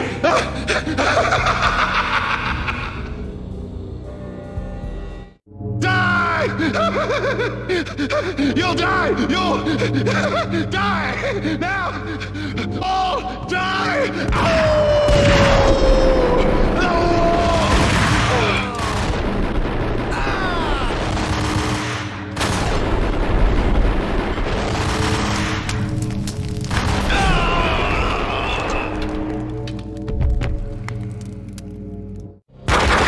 When Lupino finally went down, I wanted to make real sure he'd stay that way. V was a bad monster. Turned them into friggin' zombie demons from outer space. I think he's dead already. Huh? And that's when it happened. But dead or not, You've got the wrong guy. In stepped this knockout femme fatale holding a gun to my face. I returned the favor.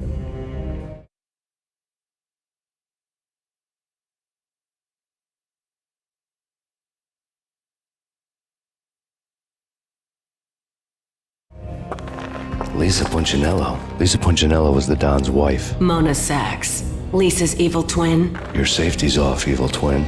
You might hurt someone with that gun of yours. Lisa's the damsel in distress. I'm the professional.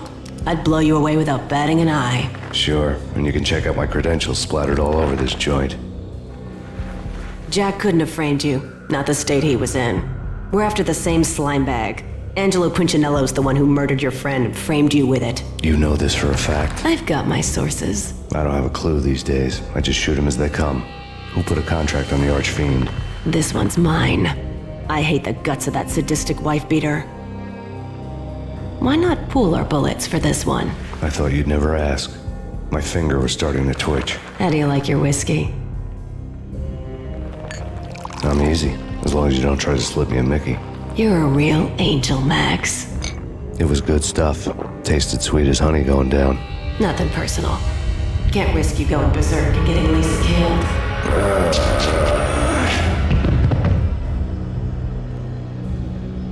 The nightmare was always the same. Violent shapes moving in darkness, old and ugly. The killer's mad laughter was a riddle filled with wicked innuendo.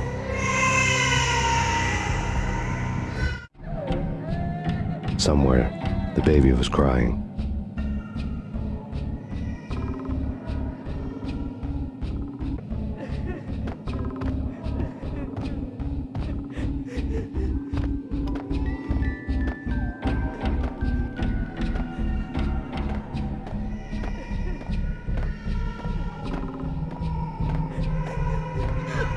Max, no, please, Max. Why? I didn't mean to. I'm sorry.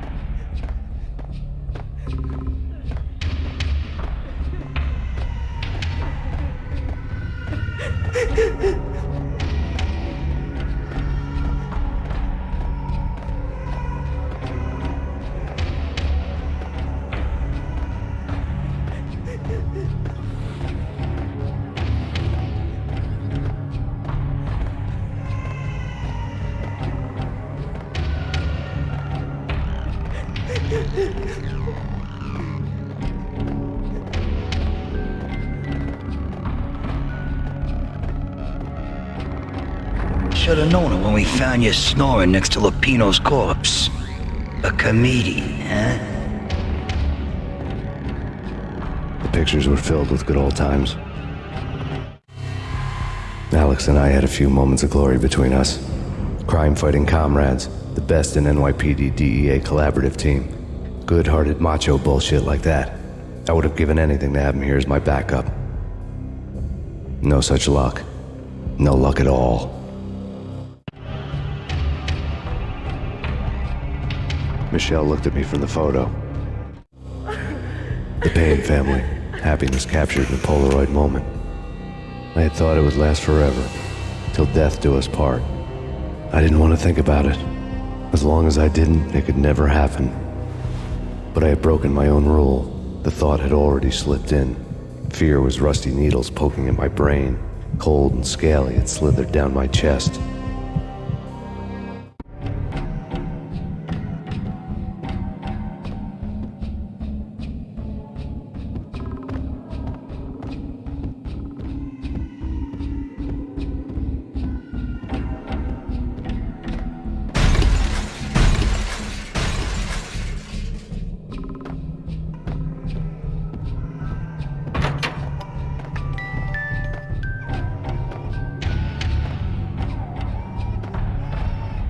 left to watch cartoons.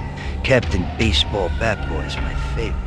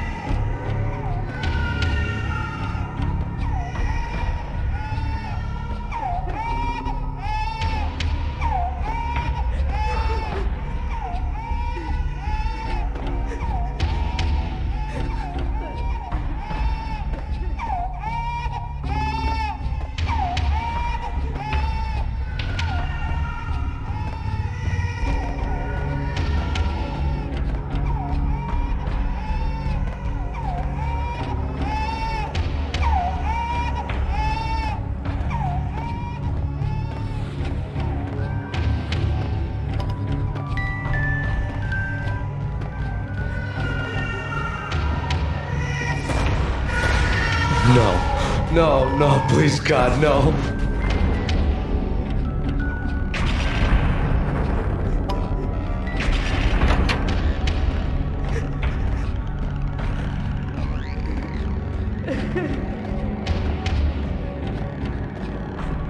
You can slice them, dice them, shoot them full of holes, blow them to bits, vaporize them, disintegrate them. No matter what you do, they'll still be back, good as new. Michelle's diary lay on the table. Michelle was working part-time in the district attorney's office. Her diary was open on today's entry, her handwriting all pretty curves. An army dossier found its way to my desk yesterday. Valhalla? Isn't that a Norse myth? Something about Vikings? I tried to tell Max about it, but he was busy, that cute frown on his brow. Guess it's nothing, just a mix-up at the courier service. From now on, I would always find time for her. It was a hollow promise. Too little, too late.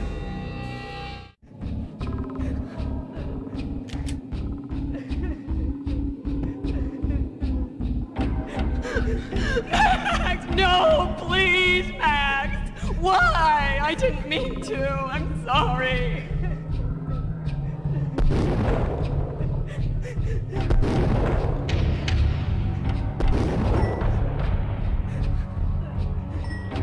Murderer! You killed her! Nothing like that ever happens in the real world.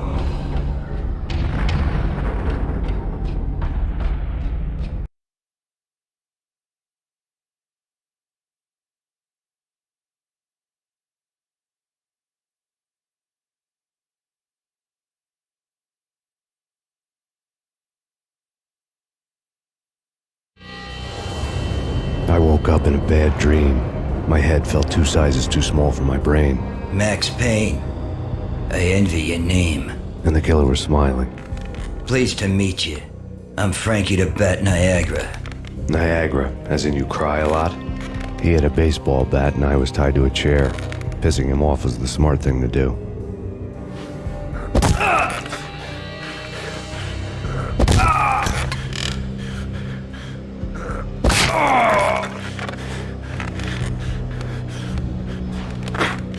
Nothing wrong with a little laugh now and then.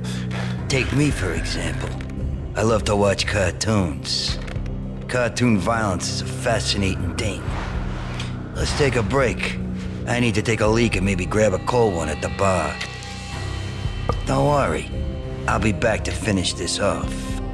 And then, it's checkout time. You play, you pay, you bastard. He swaggered out, and the door clanged shut behind him, locks clicking into place. Everyone makes mistakes. Mine hadn't been to crack jokes about the goon with the bat. He'd have cracked my skull regardless. It hadn't even been to trust a girl with a gun. I had blindly gone after the first bad guy on my hit list when I should have been aiming further up the ladder, at the head of the Punchinello family.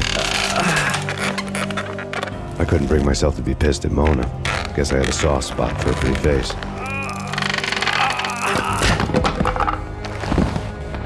But when somebody decides to play baseball with your head, you tend to get sore. They had dragged me back to the basement of Lupino's hotel. I was beaten, bruised, and blue. I felt like the chair I had broken to get free.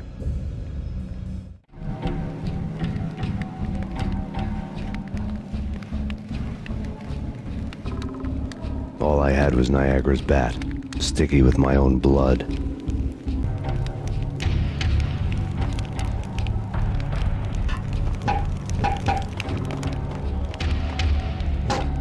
Without a gun, I'd be no match for Frankie's men. I'd have to play hide and seek with them.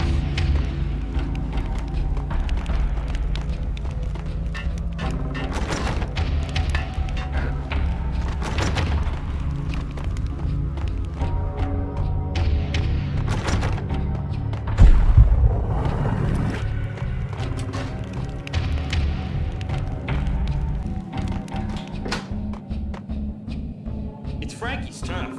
He'll take care of it. Yeah, I know. Just I wouldn't mind having a go at him myself. It's Frankie's turf. Yeah, I know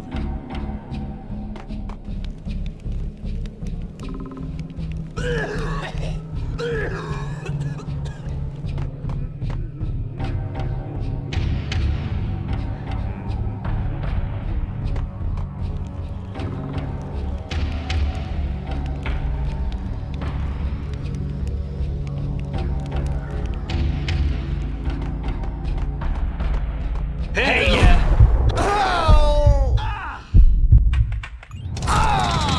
Hey, yeah.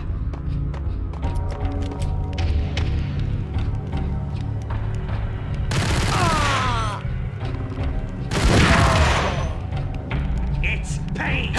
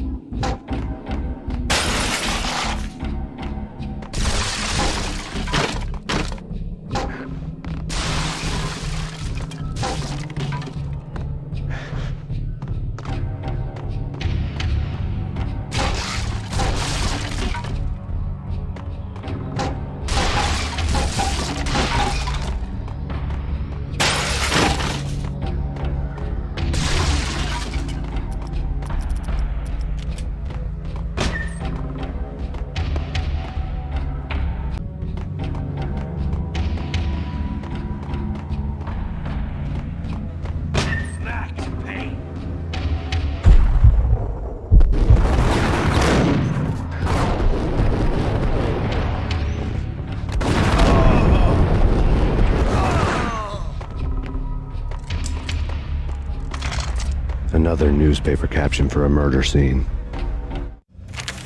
Frankie had left his calling card, a Captain Baseball bat boy strip, next to a sewer passage filled with bodies. You'd better not mess with Captain Baseball, Bat Boy. Even my archenemy, Bicycle Helmet Girl, swoons at the sight of me. Aha! There were enough corpses to put a mass murderer to shame.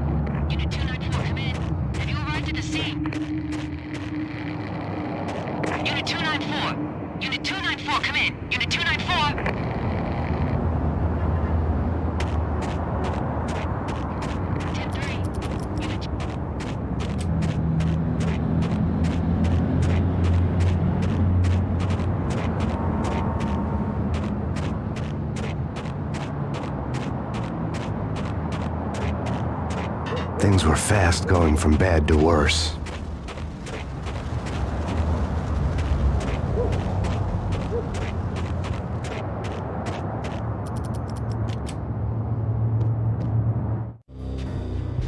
The men in blue had come and gone. They had decorated the place with chalk outlines and tied it together with yellow tape. The cops who had stayed behind were dead.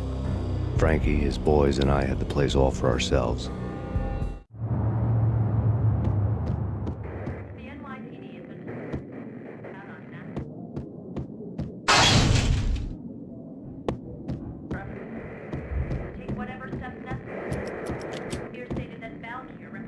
Just forget about it. Just forget about it. Hey, just forget about it. That crazy witch, you should have heard her. She was a real scream when the boys caught her trying to cap the Don. Oh, that's friggin' bad. To the trio? That's even worse than what Frankie's doing to that poor bastard downstairs. She's gonna take a long time to die. The mobster muscle on the phone was talking about Mona. Punchinello's trio were nothing but bad news. There he is!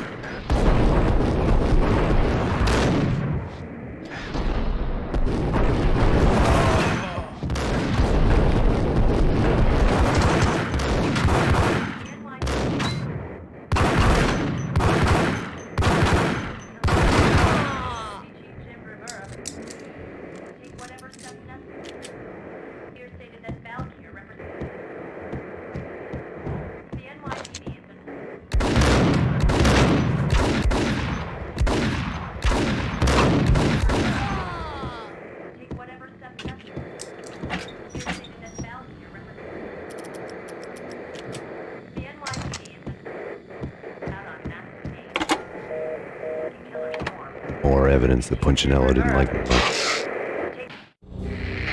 The fact remains that all the victims so far identified in the Ragnarok shooting have been known criminals, many of whom had large doses of V in their blood. Reliable sources say that Max Payne was also among those killed, although no body has been recovered at this time. Reliable sources. That meant somebody thought the Mafia had me, didn't want the cops snooping around anymore. The body would be delivered to them barely recognizable. Case closed. Don Punchinello had the power to be that reliable source, which was no news. But his news was old news. Framing me hadn't been enough. Don Punchinello had put a hit on me. He wanted me dead, and it had been important enough for him to give written instructions to Frankie about it. Max Payne should die like a dog for the trouble he's caused. Frankie, I know I can trust you to give this matter the dedication it needs.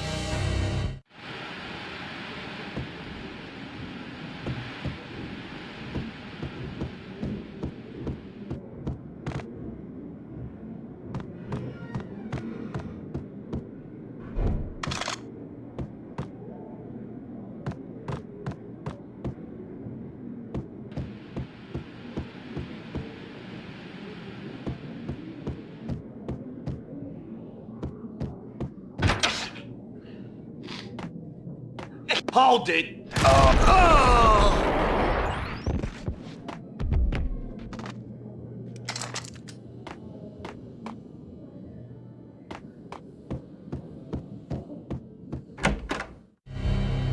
The hotel bar was fast developing quite a history. True to his words, Frankie was there, having a beer. Jesus Christ. How the hell did you get loose? Got bored waiting. Thought, what the hell, we could just as well finish this here. Fine by me. This works out just as well.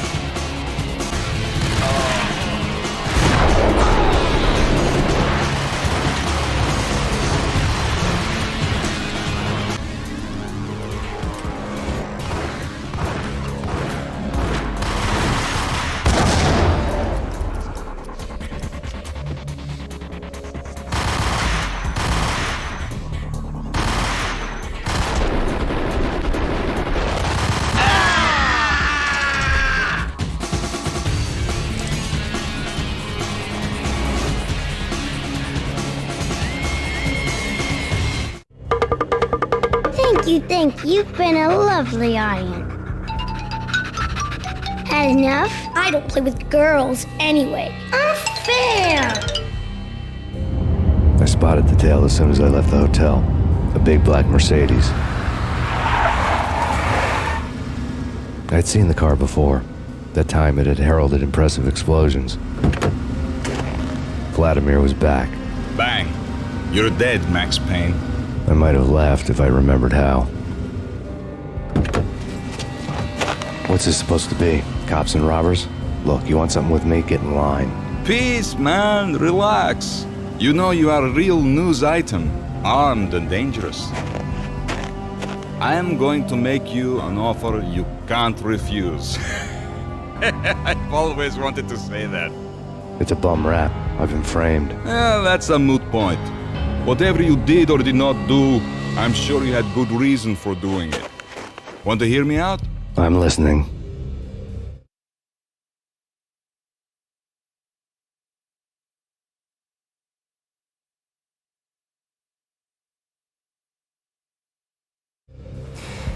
Punchinello messing with V is bad for business all around. But that's not all. There is this guy, Boris Dime, used to pull jobs for me. He's the captain of the cargo ship Charon. Now the bastard turncoat has gone over to the other side, Punchinello's. The ship's loaded with high-res hardware, guns, my business. If Punchinello gets hold of that cargo, he's won and I have lost. And you'll have your work cut out for you. If you want to get to Punchinello, you'll need heavy-duty persuaders. I am just the man to get them for you. Change the ship back under my flag, maybe pop 2 in the traitor Dime's head while you're at it. You'll get enough guns to start the apocalypse. You in or out? Let's get this show on the road. Vladimir was one of those old-time bad guys with honor and morals, which made him almost one of the good guys. None of us was a saint. The Brooklyn riverfront was a maze of rusty containers, sharp-boned cranes looming up from the snowstorm. On a night like this, you couldn't help but think of the dark army of dead men sleeping with the fishes, cement shoes in line. No Minotaur lurked in this labyrinth, but somewhere out there, on the clanking deck of his cargo freighter, the skipper of the Cheiron was waiting, like the ferryman of the river Styx.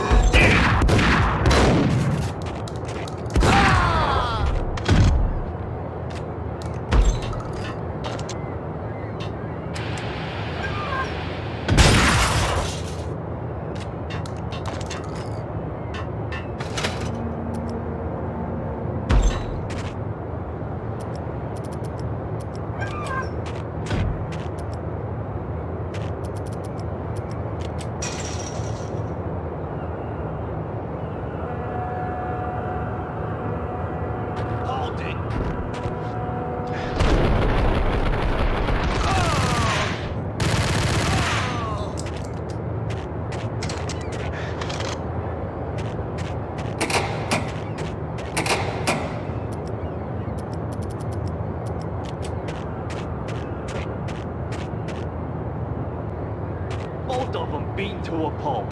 Eyes swollen. They couldn't see in the end. Swaying on their feet. Slipping on the blood. Money's worth. Brought tears to my eyes. Transcendental. What the hell?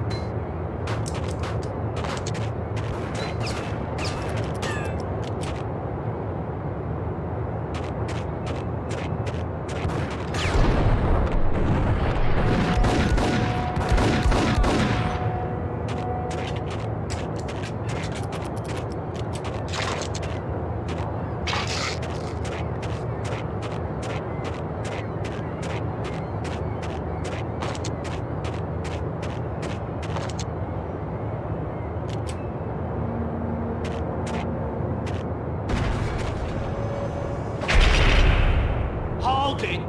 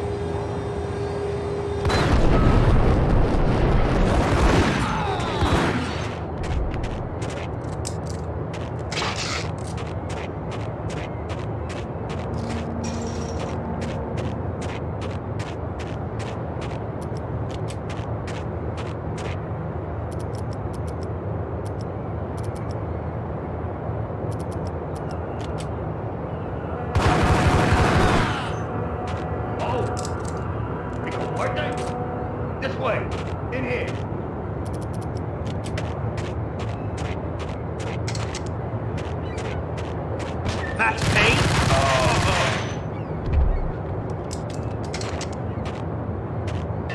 I doubted the letter was a receipt.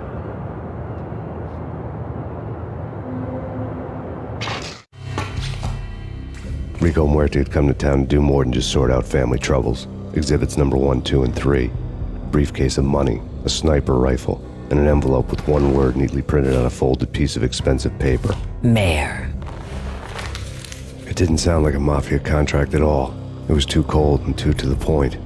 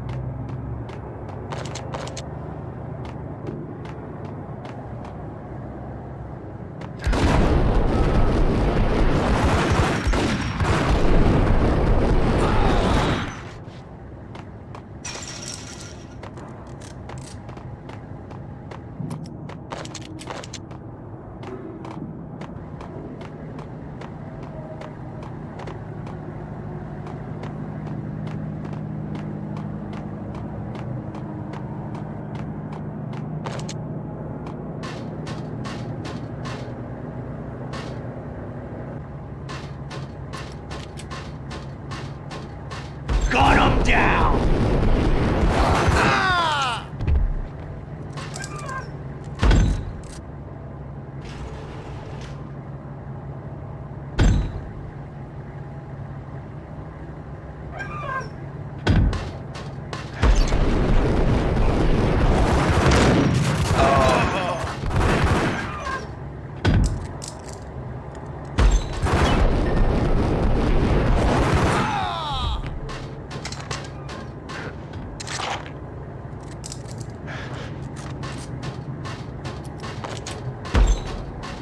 Fred found Boris Dime's ship.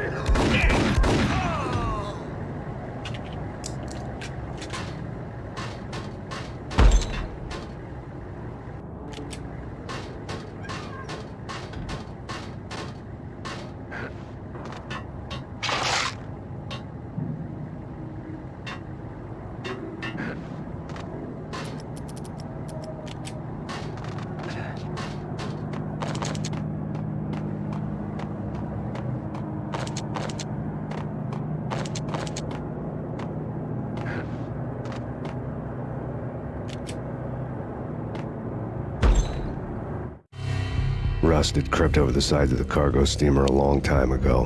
Boris Dime would be on board. I'd have to smoke half of his crew to even get near the gangplank. Guns were probably being kept in the hold, buried amidst the rats and oily water.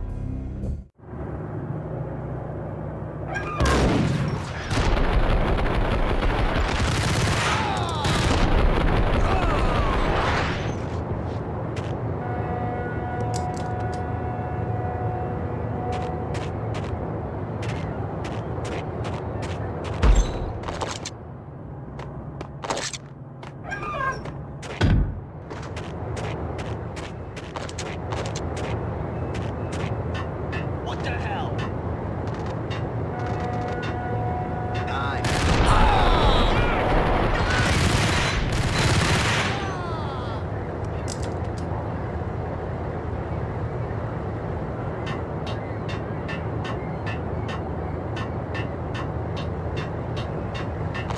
Hold it!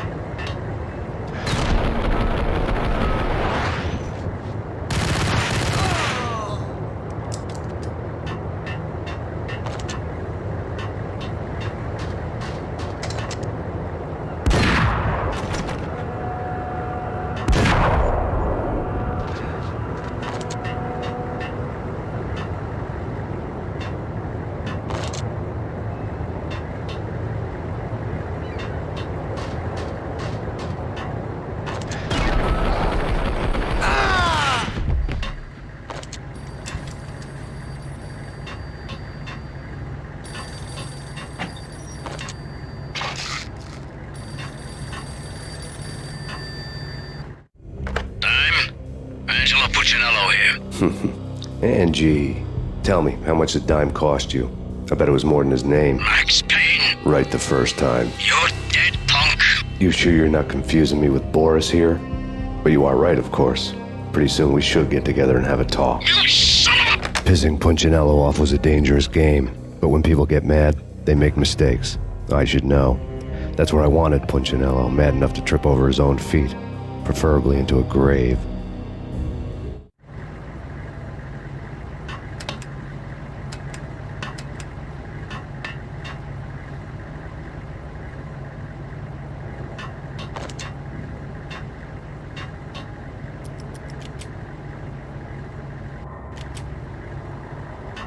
Dime!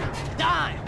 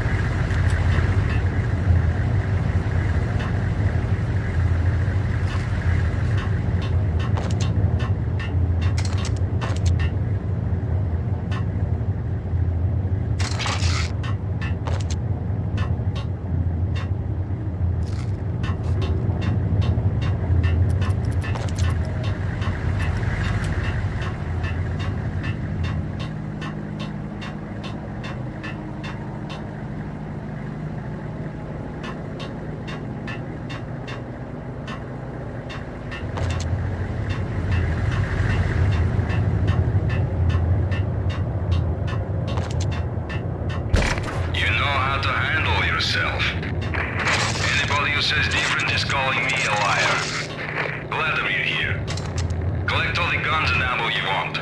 Meet me on the bridge afterwards.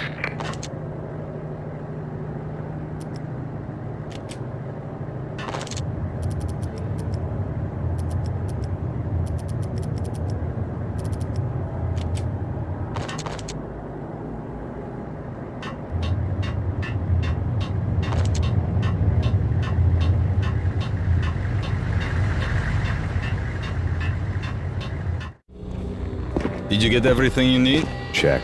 I owe you. Anything you need. This is my solo. When I'm through, Punchinello won't be anybody's problem anymore. Clear as vodka. But anytime you get between a rock and a hard place, just whistle. This could be the beginning of a beautiful friendship. You really get a bang out of this big-time gangster act, don't you?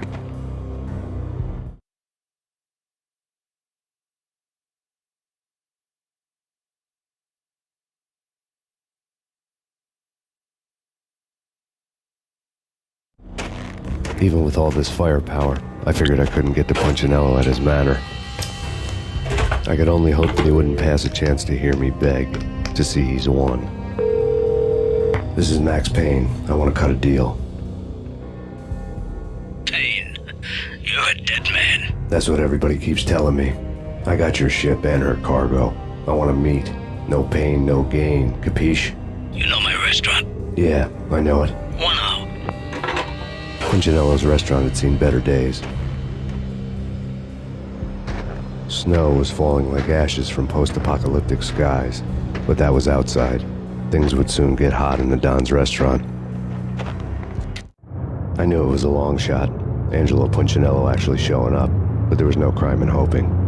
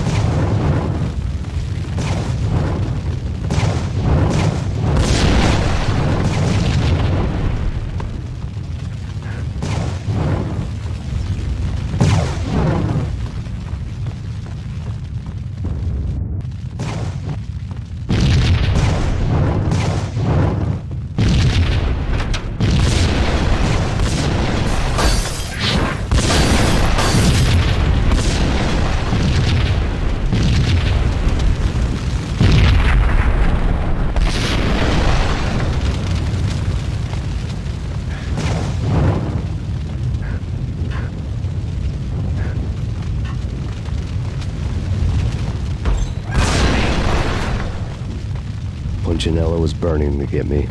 The feeling was mutual. He was trying to put out my flames with gasoline.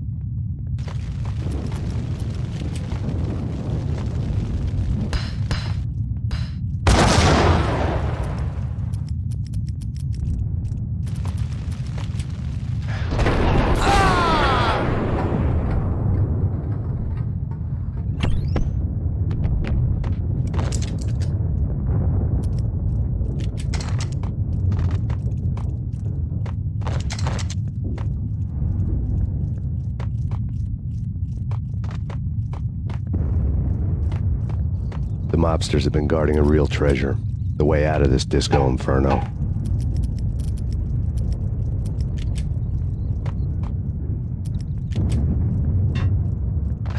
There he is!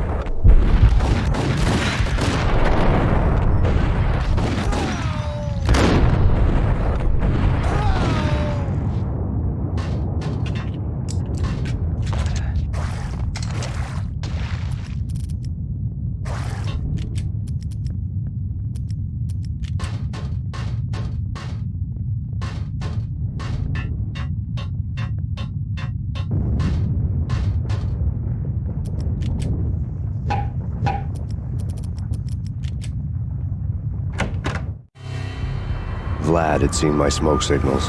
The Mercedes was revving to go, almost drowning out the Banshee wail of the sirens. You coming? We'll drop you off at the Punchinello Manor. Sounds good to me. When this is over, look me up. I could use a professional like you. I'll keep that in mind.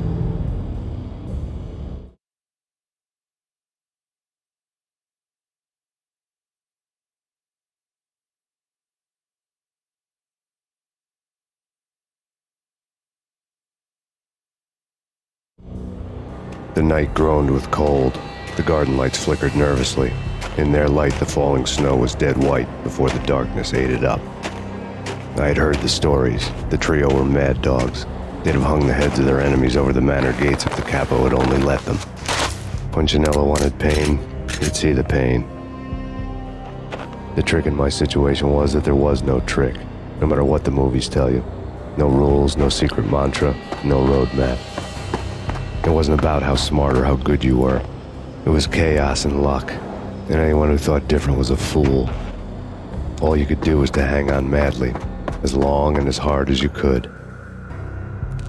Someone had graciously left the back door open for me and killed the guards. My money was on Mona. I knew the trio would be standing between me and Punchinello. I had read their rap sheets, thick as phone books.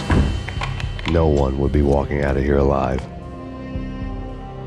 The numbing cold of the broken night had followed me in. Upstairs, the trio tangoed down the manor halls to the silent rhythm of their murderous hearts, the blood of their victims rust on their lips. Vince Mugnano, Pilot Providence aka Big Brother, and Joe Deadpan Salem. The pistol was a frozen lump in my hand, piercing the skin, gnawing me to the bone.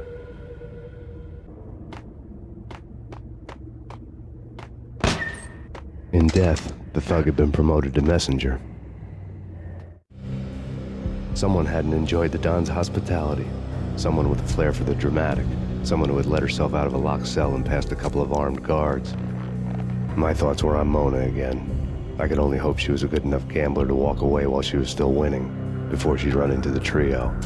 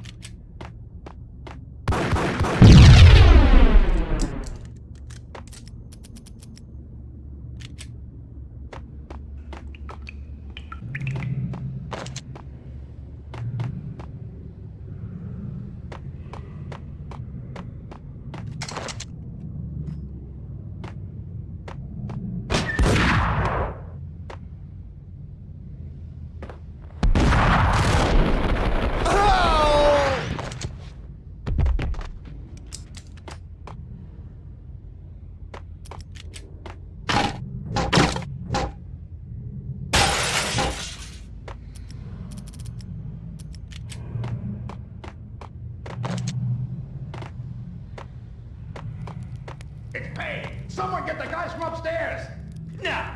No one's going anyplace. Too late for that. He walks in, we waste him. Vinny and Joe and Pilot won't get the credit for this kill. Hold it!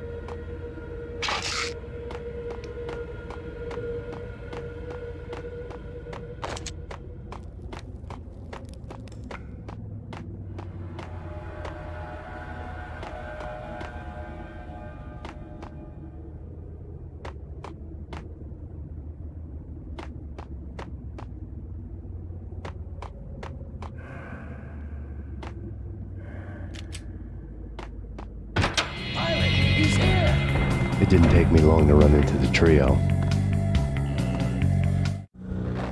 The word on Lisa Punchinello was that she was a bit of a witch. The tarot cards on the kitchen table fit the picture. They weren't my kind of cards, but I was willing to take a crack at the hand Mrs. Punchinello had dealt. The first card was the Tower.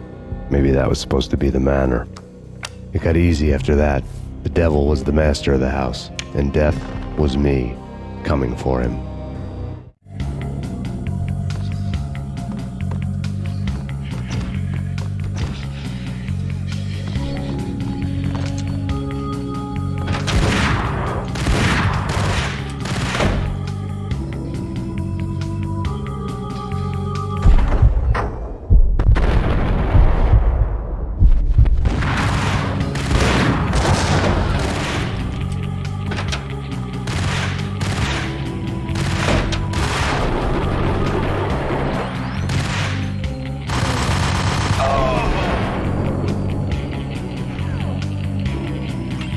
One down, 2 to go.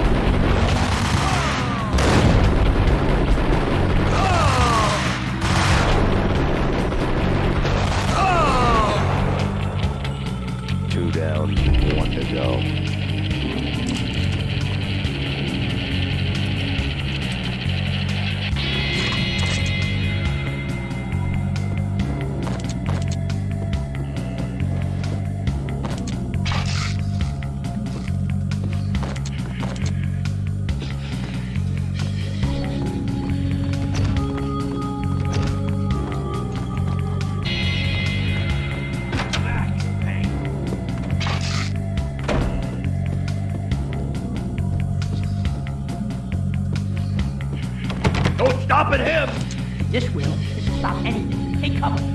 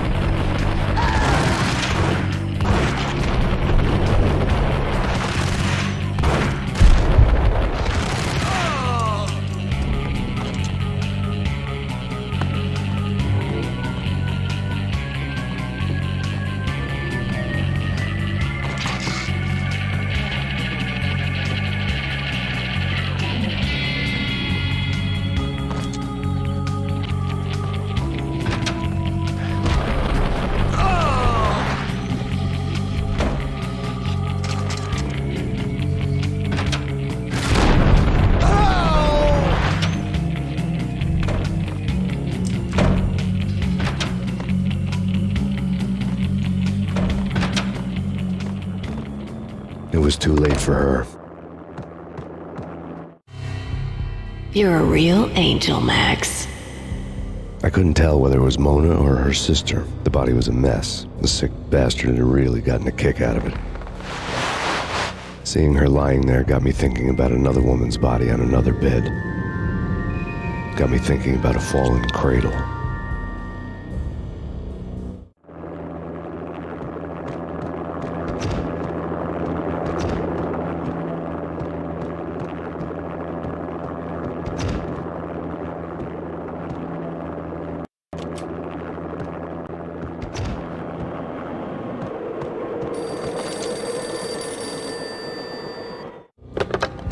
Max Payne. Talk to me. Alfred Woden. You've got company. An armed helicopter just landed on the manor grounds. You must hurry. The more the merrier.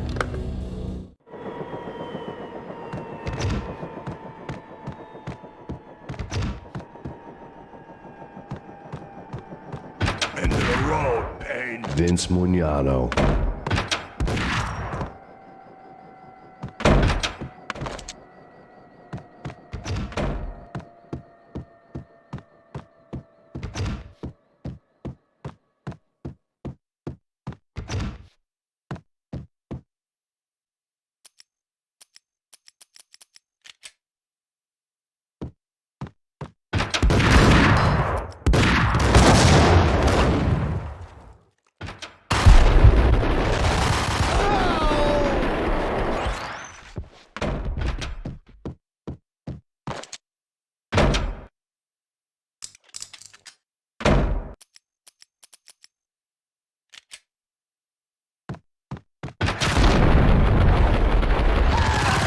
Punchinello's trio was done for.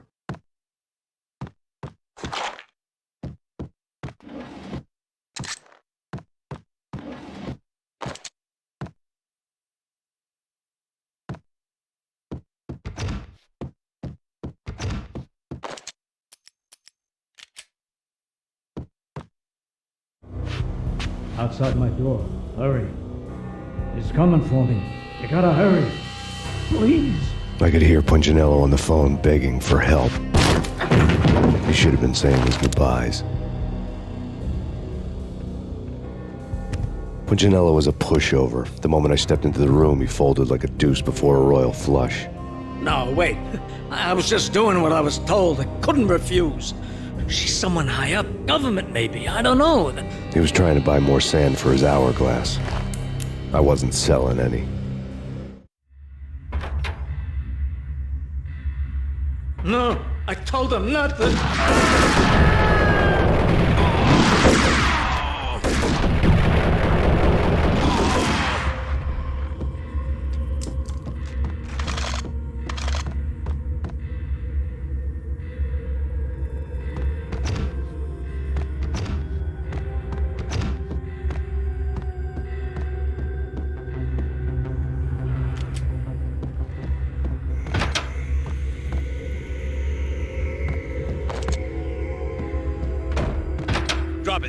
Don't move. Game over, Max Payne. I could tell when I was outgunned. It was time to take another beating. The mystery witch was a real barracuda. Trouble on dagger heels, a smoking assault rifle in her hand, and an army of killer suits behind her. How sweet. I get to kill two birds with one stone. Sooner or later, it was going to catch up with you. Mr. Payne, it's time to show you the benefits of my brew. Be a good boy now. You'd find that Lady Luck was really a hooker. You were fresh out of cash.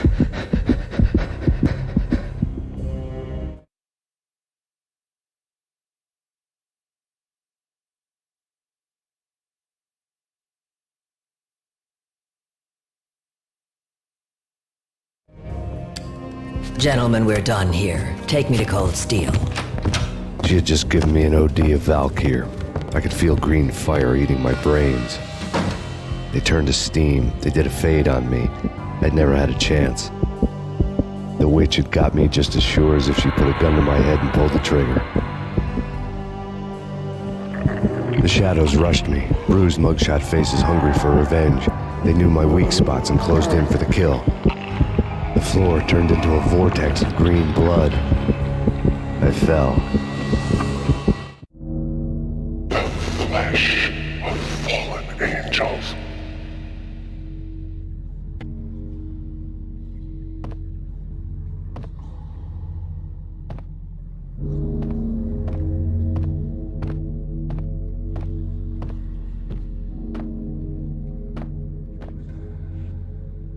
Who's there? Max?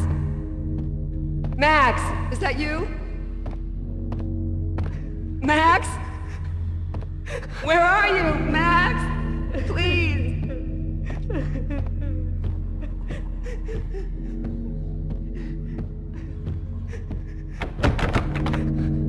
No, please, Max, no. I'm sorry. Please don't, Max, no.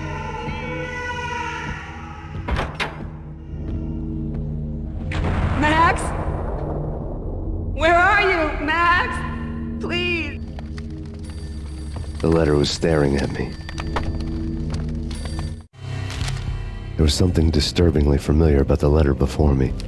The handwriting was all pretty curves. You're in a graphic novel. The truth split my skull open, a glaring green light washing the lies away. All of my past was just fragmented still shots, words hanging in the air like balloons. I was in a graphic novel. Funny as hell. It was the most horrible thing I could think of.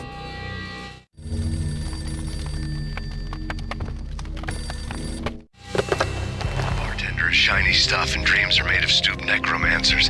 He sings like a banana wrist, having strayed too close to the constellations on their shaved skulls. There was a bad line in a prank call. Someone spouting insane babble. I couldn't make sense of it.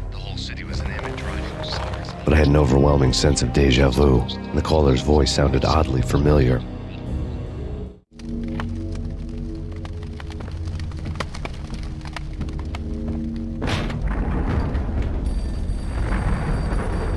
The weird piece of paper looked dangerous. There was something disturbingly familiar about the letter before me. The handwriting was all pretty curves. You're in a computer game, Max. The truth was a burning green crack through my brain, weapon statistics hanging in the air, glimpsed out of the corner of my eye, endless repetition of the act of shooting, time slowing down to show off my moves, the paranoid feel of someone controlling my every step.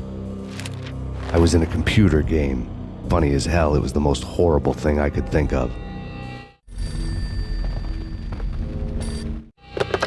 Don't lose it. It's Valkyr. The drug. Snap out of it. Try to remember. It was a bad line in a prank call, someone spouting insane babble. I couldn't make sense of it. But I had an overwhelming sense of déjà vu, and the caller's voice sounded oddly familiar.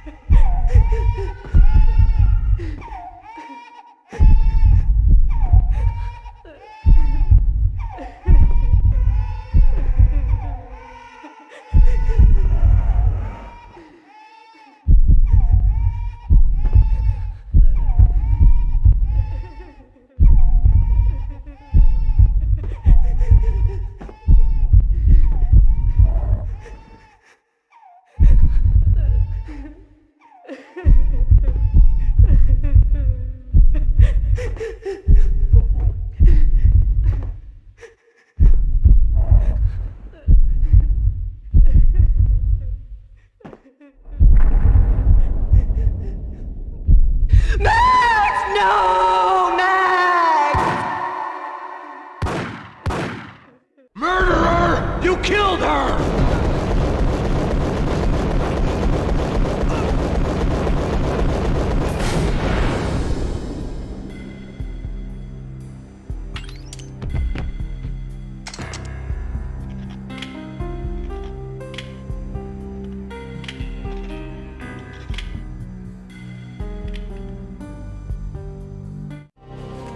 Max, something happened at the office today. A strange memo. Something about Vikings. Honey, I gotta run. You can tell me all about it this evening. Have a nice day, darling. The bullet holes were rubies on her chest, blood glowing on her ivory skin.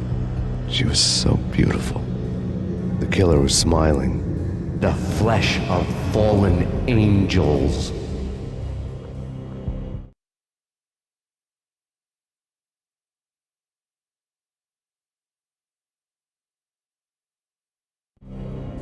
Slowly, the green nightmare faded, leaving dark stains on my soul that would never come off. I felt like flatlining. I was all shook up.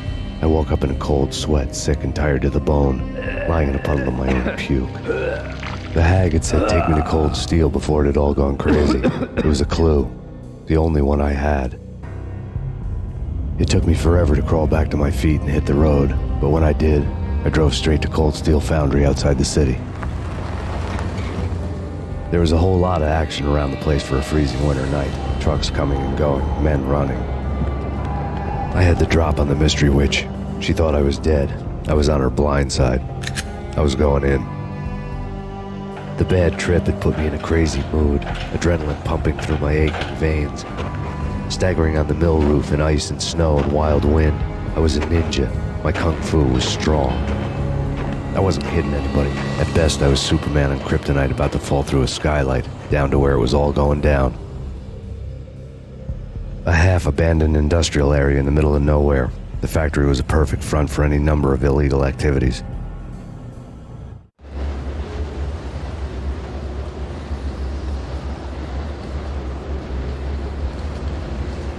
In the belly of the plant, molten metal boiled and bubbled like a witch's brew.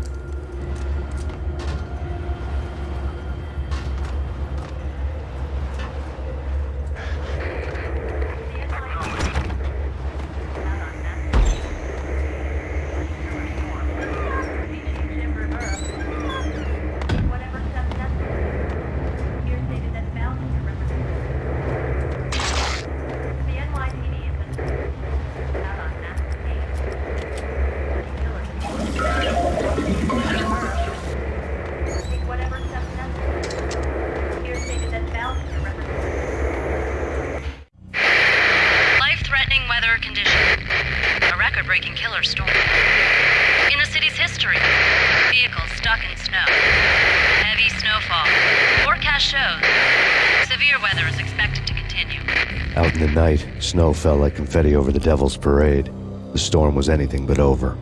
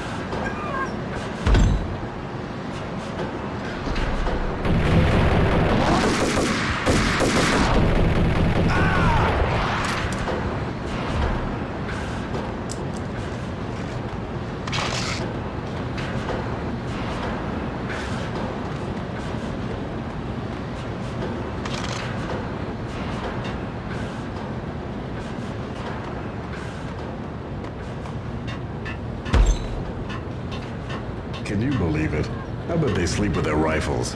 I bet they've given them names. I guess. So, you don't have a name for your gun? Hello? Hell no. You do? Well, yeah, kind of. Hey, let's hear it. Well, I call it Dick Justice. I rest my case. Hostile contact.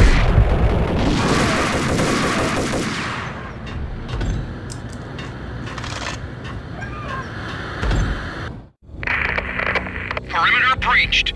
The facility has been compromised. Repeat, the Deep Six has been compromised.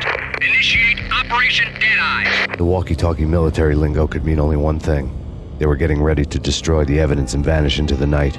I was so close. The hidden truths were just around the corner.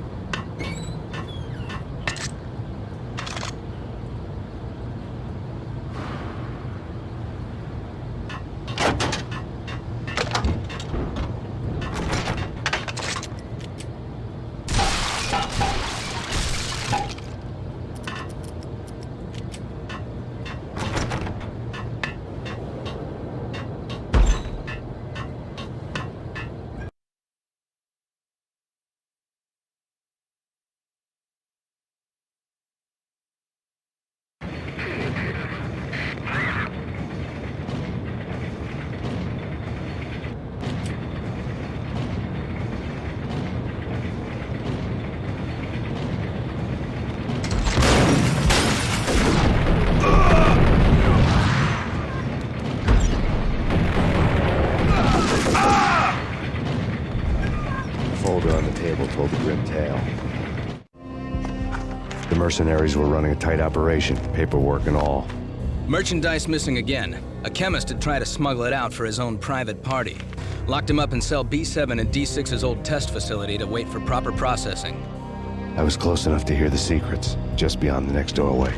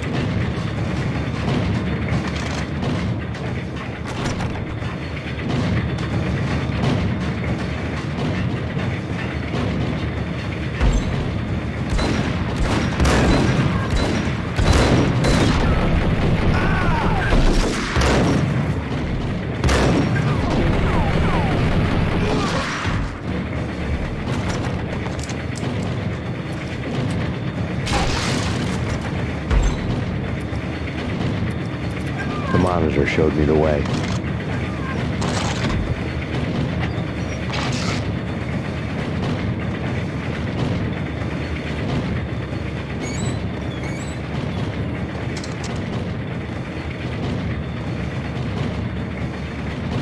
Processing diagrams filled the control room screens, all but one. An elevator titled D6 on one of the screens, somewhere onwards, past rows of ovens, in the core of the plant.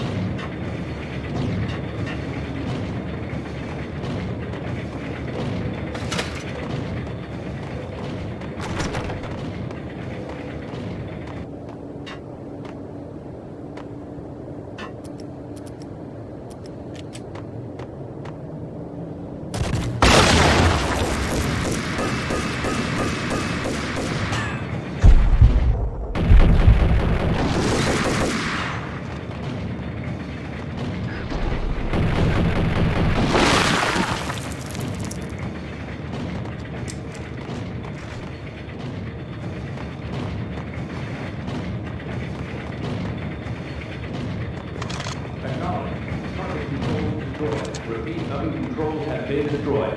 Obstacle in place.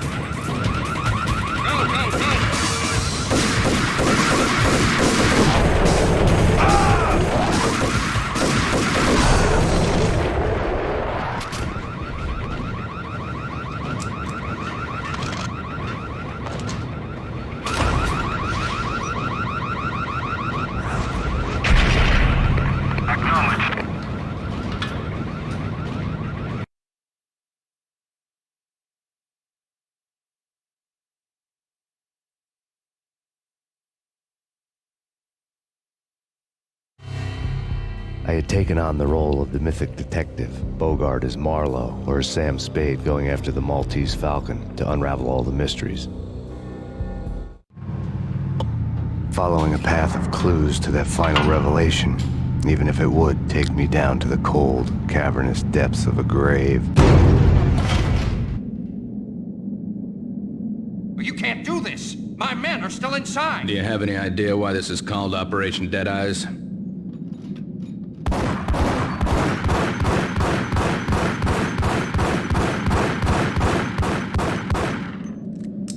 I think he's dead already. Let's do it.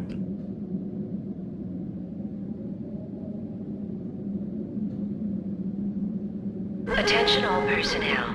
The self-destruction sequence has been initiated. Evacuate the complex We've got immediately. company. Repeat. The self-destruction sequence has been initiated. Proceed to the nearest exit immediately.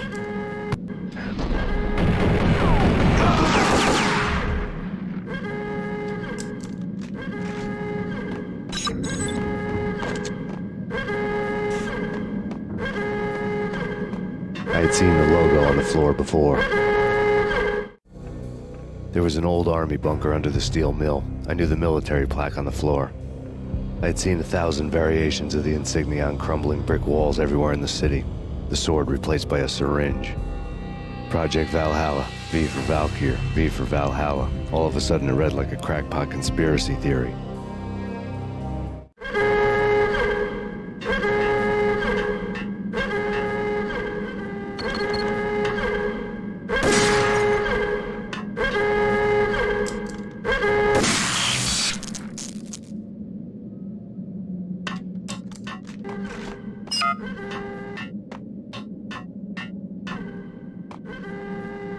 The self-destruction sequence has been initiated.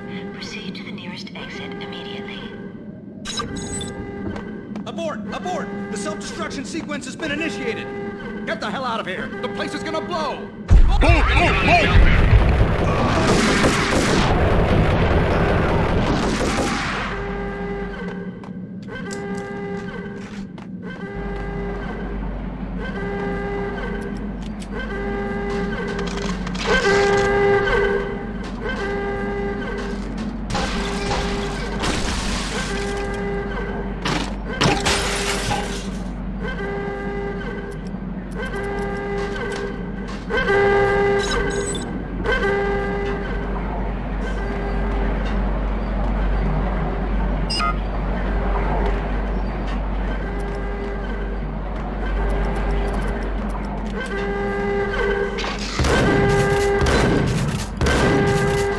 Attention all personnel.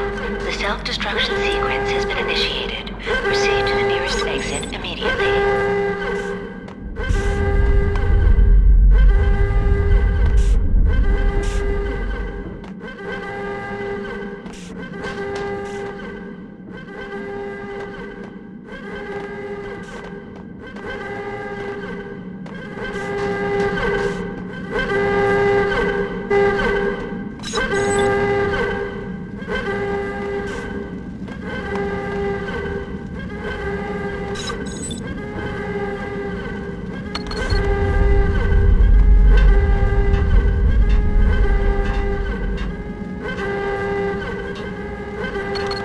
Like everything else in the Valkyr case, the door code was a mystery to me. Attention all personnel. The self-destruction sequence has been initiated. Proceed to the nearest exit immediately.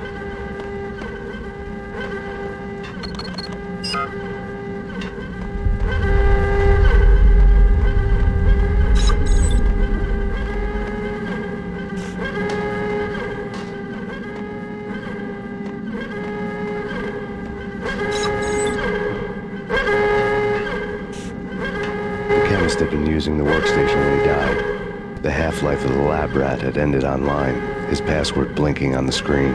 665, neighbor of the beast. Decontamination in progress. Decontamination completed.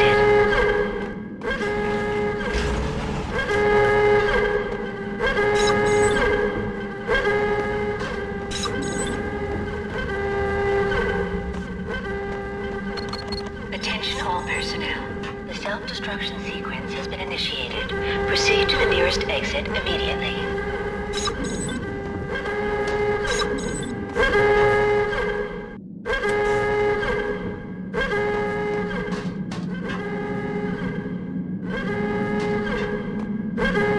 Decontamination in progress.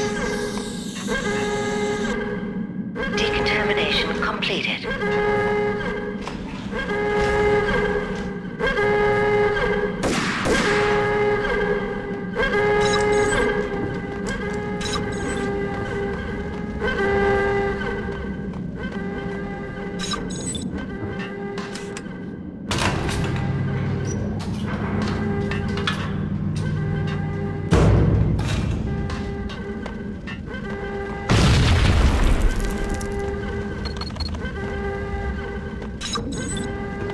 Attention all personnel.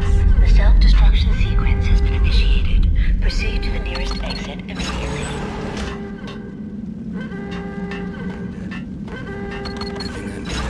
I think I'm dead. I think I died. I think I'm dead.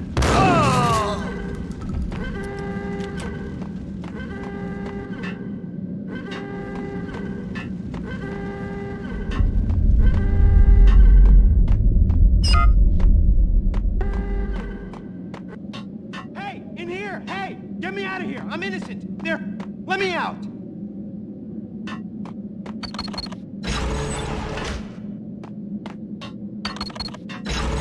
Hey, in here! Hey, get me out of here! I'm innocent! There, let me out!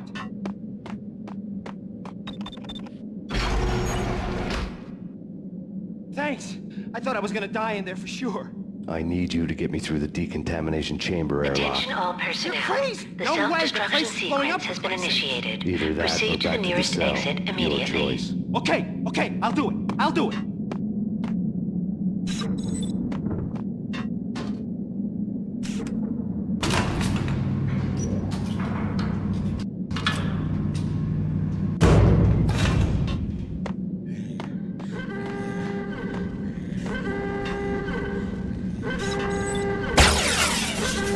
We're dead! We're dead!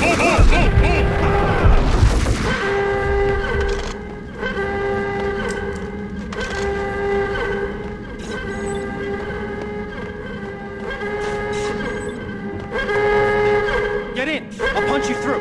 After this, you can go. You're a free man. Bad. Decontamination confirmed.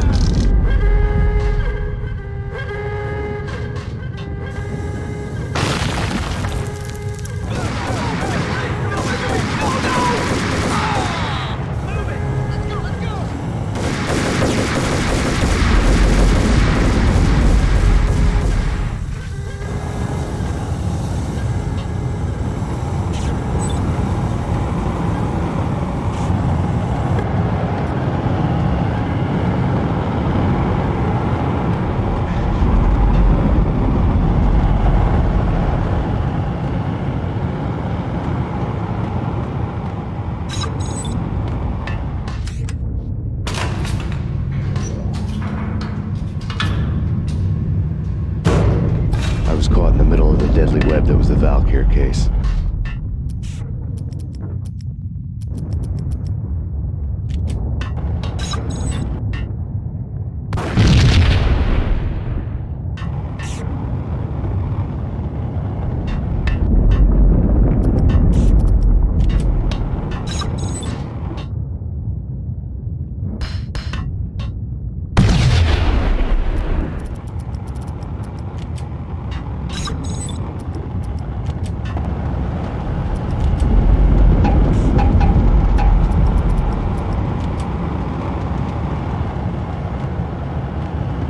One of the lab terminals had the project logo on the screen. Top secret. Project Valhalla. U.S. Army. Yggdrasil Network. Valhalla, the otherworldly place in Norse mythology where the bravest heroes spent their afterlife feasting and fighting forever, their wounds miraculously healed night after night. Valkyr, the maidens who chose the most courageous Viking warriors and carried them to Valhalla. 1991. The research objective is to create a chemical substance to enhance the stamina and morale of infantry troops. 1995. Results unsatisfactory. Project cancelled. Someone had decided to continue the sick experiment unauthorized. Project compromised. Data leak. Fix the damage by any means necessary. Security clearance red. Authorized by the project lead. Field test. Double the dosage for all the remaining test subjects.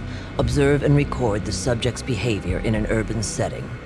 The drop-off point was my old address in New Jersey. The file dated 3 years ago. Just when you thought you had reached the deepest depths of horror, it suddenly got worse.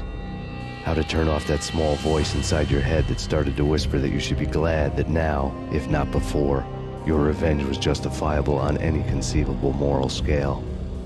That small voice proved, beyond any doubt, that I was damned. The dagger-heeled woman had come and gone a long time ago. There was nothing more for me here. The bunker's name was acting as a self-fulfilling prophecy.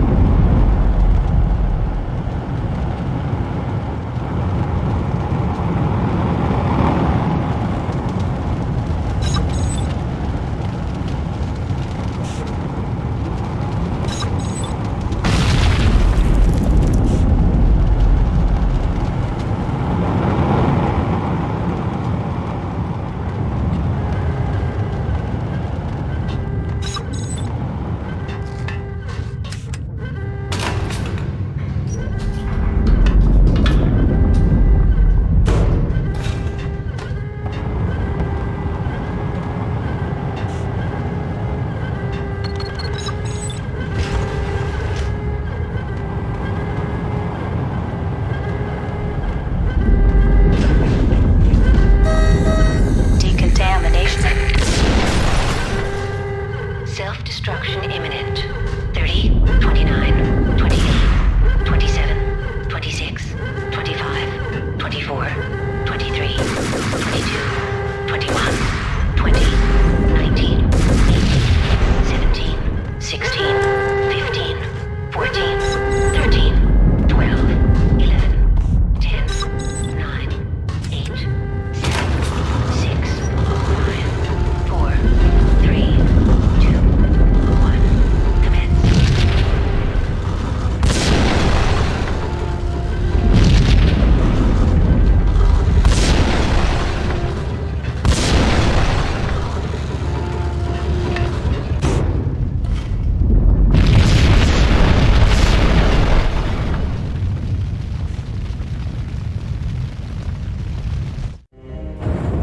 piece together a jigsaw, and the final picture is you finishing that same puzzle.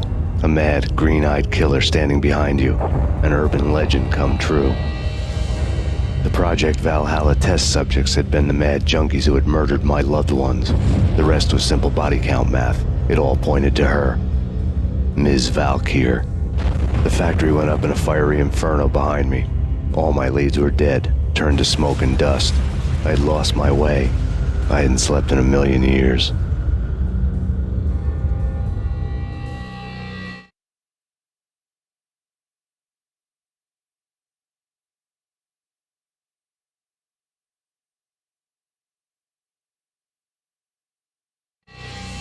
I felt thin as death. I've been living on an endless supply of week-old donuts. They were fuel for this crazy furnace inside my head. I couldn't remember when I had last seen the sun. I was on a permanent graveyard shift. When the darkness fell, New York City became something else, any old Sinatra song notwithstanding. Bad things happened in the night, on the streets of that other city, Noir York City. I was in an all-night diner, downing cup after cup of coffee that tasted like engine oil, when a new message from BB got me back on the killer track. What the hell happened at Roscoe Street? Maxie, I'm going out on a limb here. We need to talk this through, come up with a plan. 2:30 a.m., the Choir Communications Garage. The more I thought about Alex's murder and the frame-up, the more it felt like an inside job. I should have seen it coming. BB had sold me out, and now he wanted to finish what he'd started. The garage was dead. BB showed up in his tailor-made suit, gold watch, and cufflinks to match, all way beyond a cop's pay. Maxie. Oozing suave charm, he was guilty as hell. What the hell does BB stand for anyway? Backstabbing bastard? Come on, don't be like that. Have a cigar. I don't smoke. Maxie, you have no idea how big this is. It's huge. You have no idea. I think I do. You're a bribe-taking bent cop who sold out his partner. Those mobsters in the subway were a dead giveaway. Hard to miss. Bet it was exactly like this with Alex. Up close and personal. You can't win this one, Max. No, but I can make damn sure none of you do either. BB turned out to be another cardboard cutout bad guy.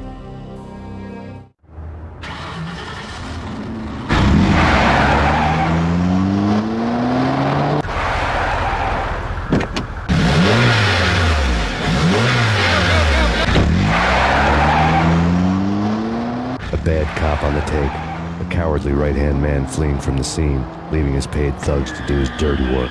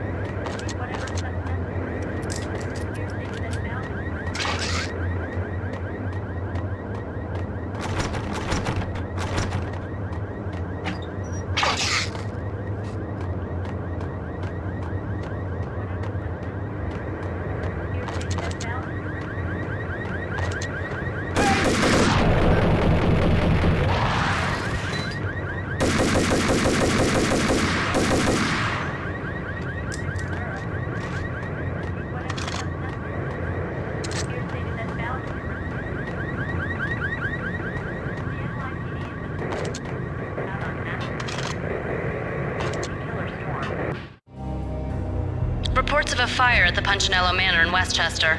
The manor is the home of Angelo Punchinello, the alleged head of the Punchinello crime family.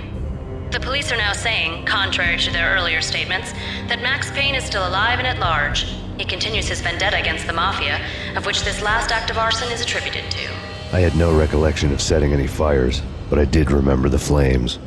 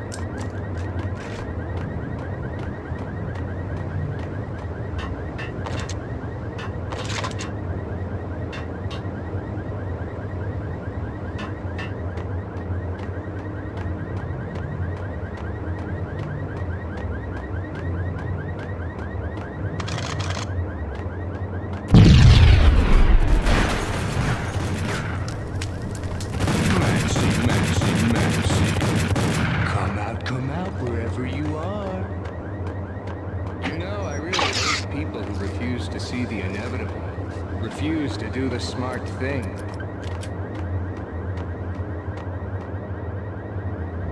No, I must do the right thing.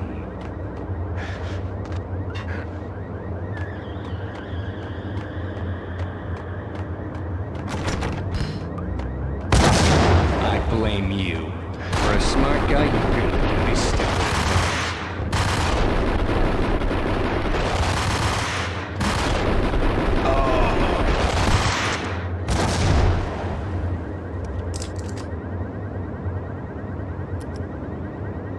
A payphone started to ring.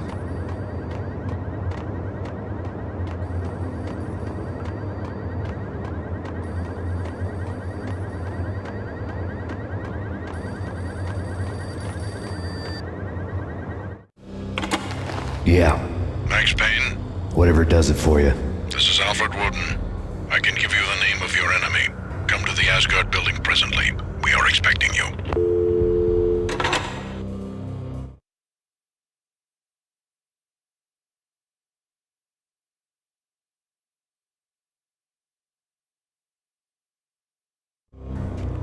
Woden was waiting for me on the steps of the old building. Mr. Payne, let's go inside. The others are anxious to begin. The others? Despite the general misconception, this building actually predates the City Hall by 2 years, thus being the oldest municipal building still in use here at the foot of the Brooklyn Bridge. No kidding. The old man played tour guide as he led me through a dark, domed hall. The answers I was after loomed large ahead. Mr. Payne, I would like to introduce you to my colleagues in what we call the Inner Circle. You've been watching too much X-Files. You have seen the files on Project Valhalla. We can fill the gaps, provide you with the information missing from those files. We were all involved in the early stages of the project during the Gulf War. What's the catch? We would very much like to blow this thing wide open, but our hands are tied. Her name is Nicole Horn. She was the key figure in Project Valhalla. When the funding was discontinued, she simply refused to quit. She knew exactly what she had in her hands. Nicole Horn is the president of Acer Corporation. She has more than half the city in her pocket. This must be kept under wraps. If you try to go public with this, we will deny any knowledge. We need you to take her out. Afterwards, we can protect you. Make all the charges go away. That was the cue for the killer suits to kick in the doors and swarm inside. It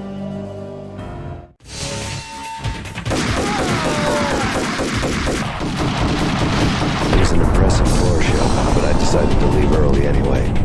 It was only a one-story fall. Lucky me.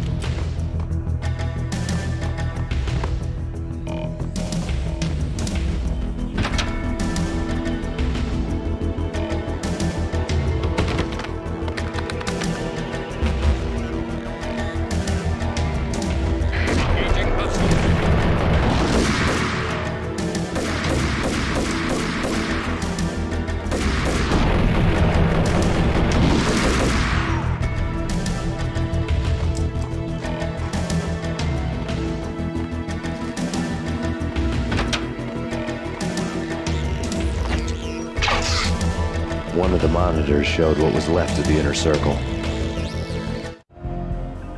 On screen, the so-called corpse of Alfred Woden stood up, miraculously waking from his dirt nap, looking smug among his dead pals. In the land of the blind, the one-eyed man is king. I didn't know how he'd pulled it off, but it was a pretty slick way to get out of all his promises. Most of what he had said fit too well to be a load of crap.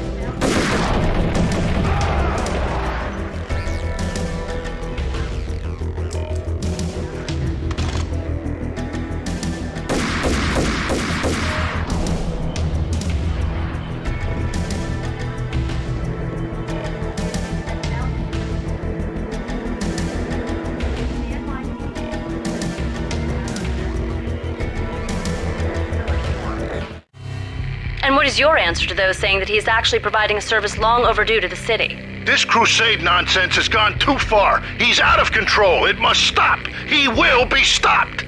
That was Deputy Chief Jim Rivera from the New York City Police Department.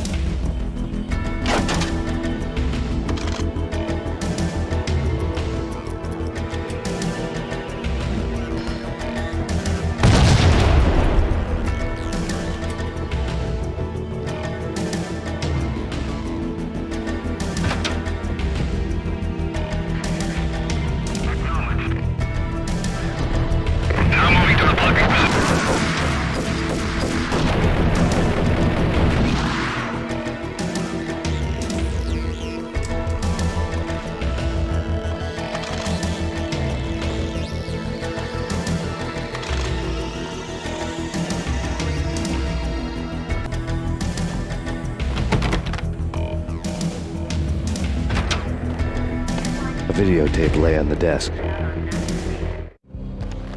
Nicole Horn had blackmailed the Inner Circle into silence. The tape came with a curt extortion note on a piece of expensive paper. I remembered Candy Dawn taping her clients in action on the side, selling the tapes to the highest bidder. I was sure that kinky sex was nowhere near Alfred Woden's worst sin.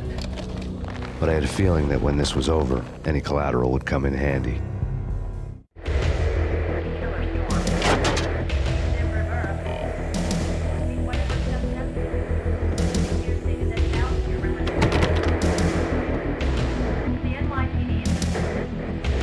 Woden had left me a present.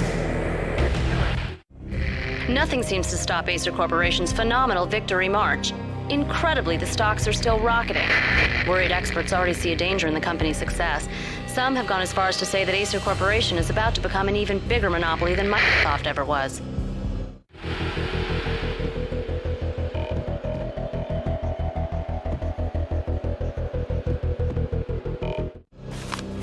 Woden had taken care of my mission preps with military precision. The critical areas in the Acer Corporation headquarters blueprints were circled in red. The president's office was at the top of the building, right below her penthouse suite. The elevators were controlled by a security computer, part of the mainframe located underground below the building. The high-rise was sealed as tight as a sci-fi fortress.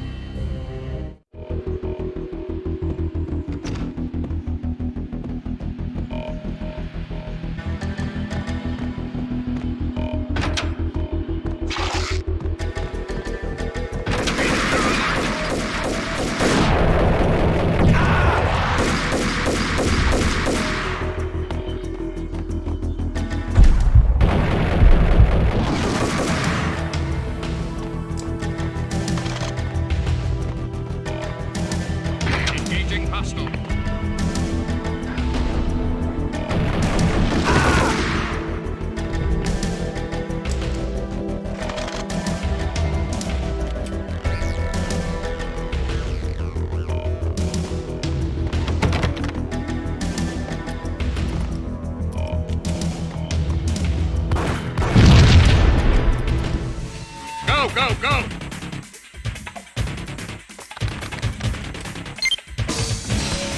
In pursuit of the...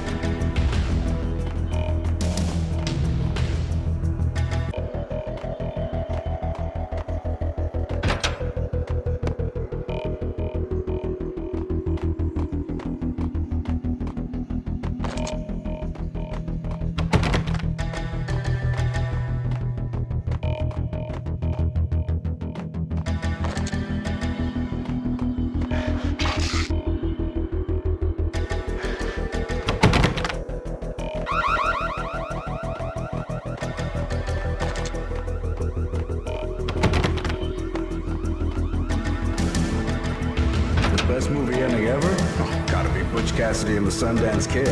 A hero's end, going out with guns blazing. Never heard of it. No? Okay, newer stuff then. The Usual Suspects, where Spacey walks out of the police station and suddenly loses his limb. Or hey, 7, where Brad Pitt gets to that head-sized blood-soaked cardboard box. Now I know. Freaking zombie demons from outer space. Drowning in blood was cool. Oh, why do I even bother? Sometimes, honestly, I don't know. What the hell?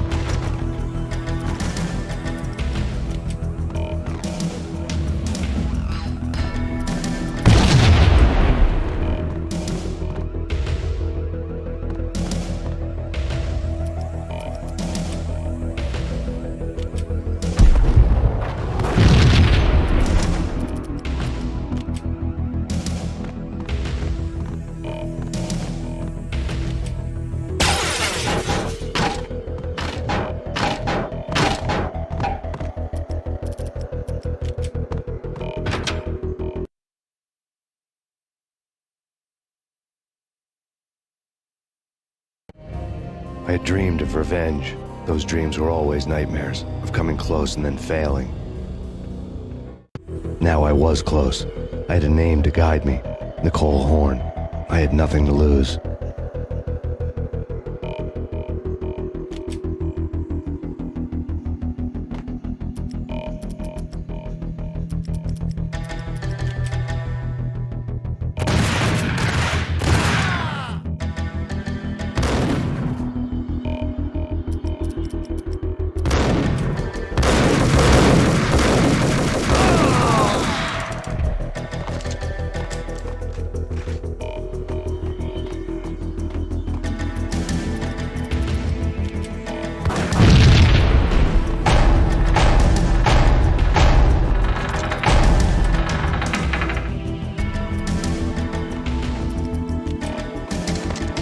The Inner Circle had quite a track record. Project Valhalla had not been the only thing the Inner Circle had been involved in. There were rows of cabinets full of files. The Serpentine Secret Society went back a long way, always pulling strings from the shadows. I couldn't say I was sorry. Woden's move in some Byzantine power game had cut the Circle's membership roster to 1. The old man wanted me on cleanup duty. It was my mess, too.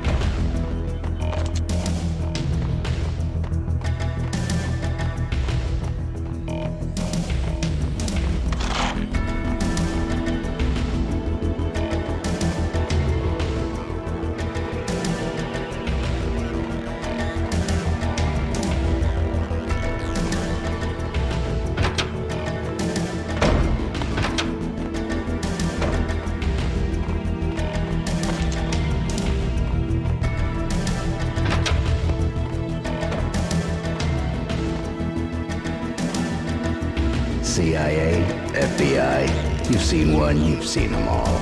Sure, good for a practice run. But this, working for her, oh, this is the real thing. The money's astronomical. And best of all, you get to kill any scumbag who gets in your way. License to kill. Like James Bond.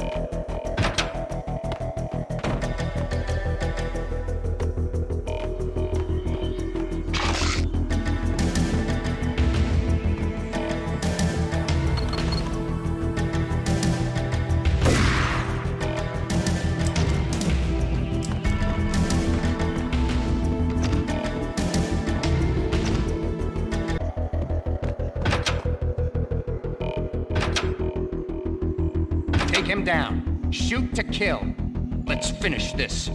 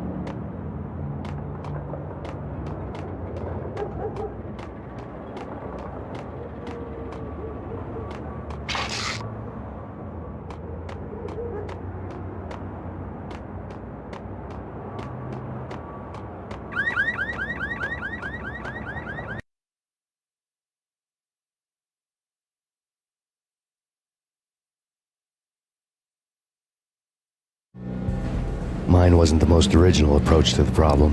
It wasn't as if it hadn't all been done before. An eye for an eye, the first principle of revenge. Old as dirt, still going strong. The cardinal rule in going after someone with an intention to kill was not to make it personal, which it almost always ended up being anyway. It did with me. I took my time, cruising around the city in the snow. There was no hurry. I knew what I had to do now.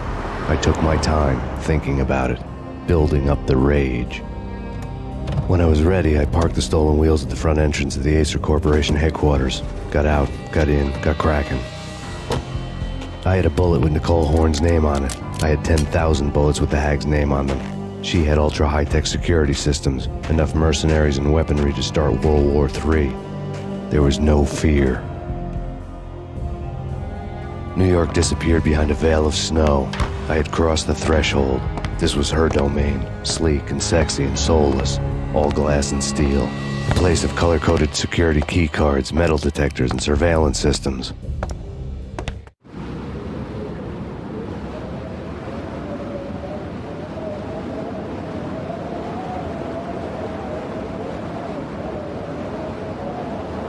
Colder than a walk-in fridge.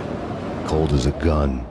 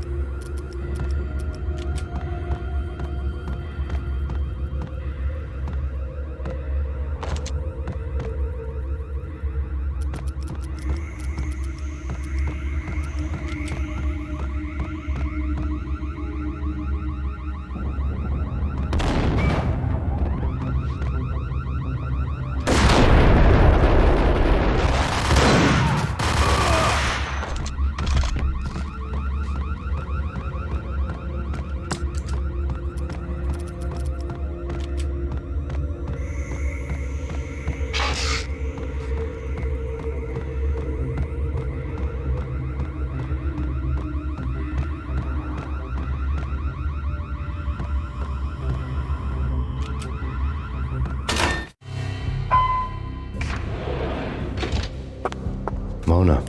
Looking good. Max, we gotta stop meeting like this.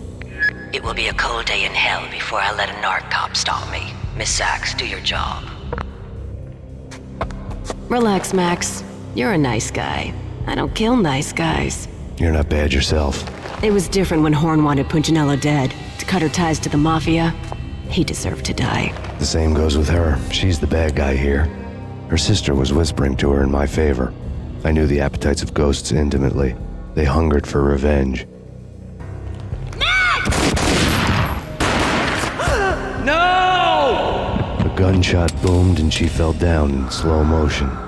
She was a nice girl, not really a stone-cold killer. And now she was stone-cold dead. Like religious fanatics or loyal samurai, Horn's private army was coming at me. Terminate. Target located.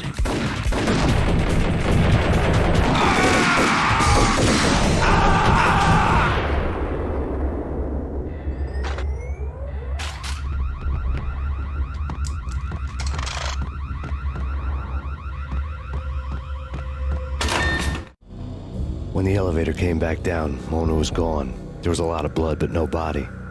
Something clicked for the final time.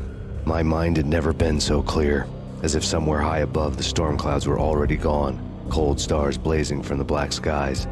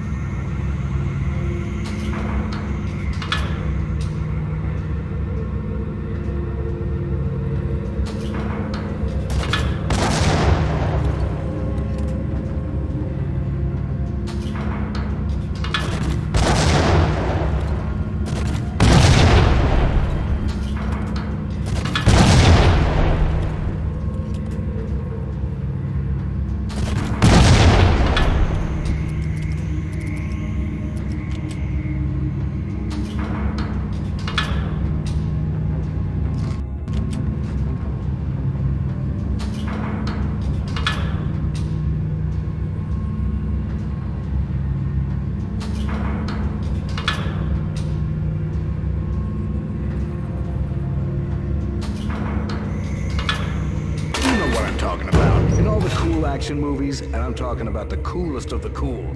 It always seems like time slows down in the middle of the action. You know, you can see the bullets flying through the air, the hero dodging in slow motion. Oh man, it would be so cool to be able to do that. Bullet time, that's what they call it. Bullet time, yeah, would be so cool. Yo!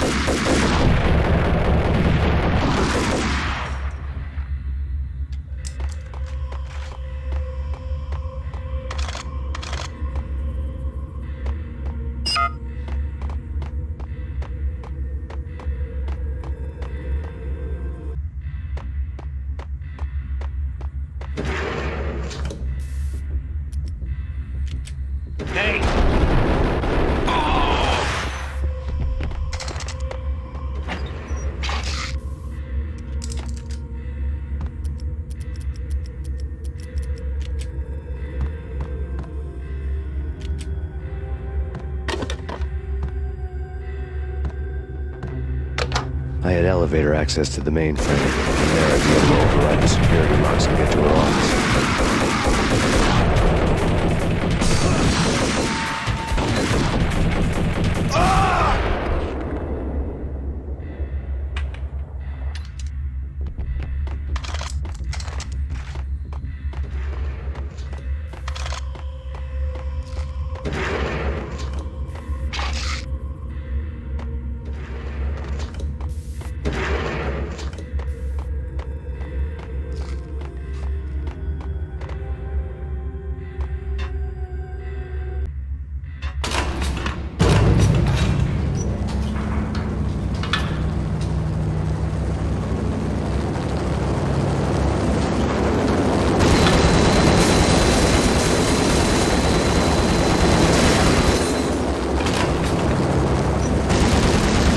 The unmarked chopper was Horn's pet guardian, inhuman and flawless. It was stalking me. I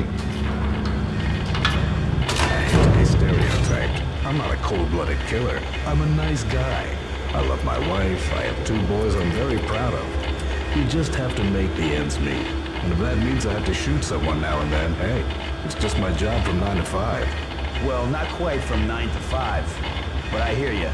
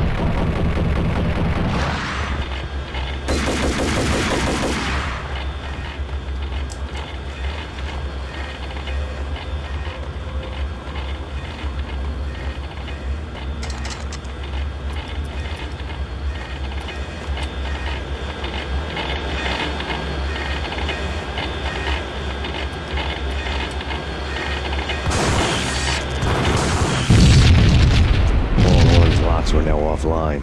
All bets were off. The elevator would take me all the way up.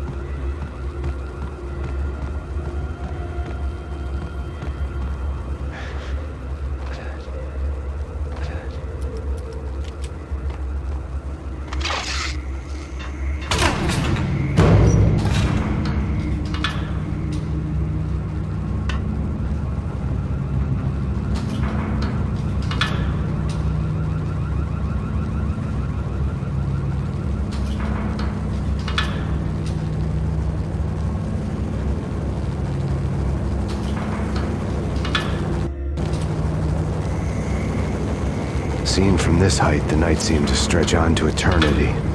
A hint of desperation had crept into the snowstorm, as if it was trying to get it all out before the end.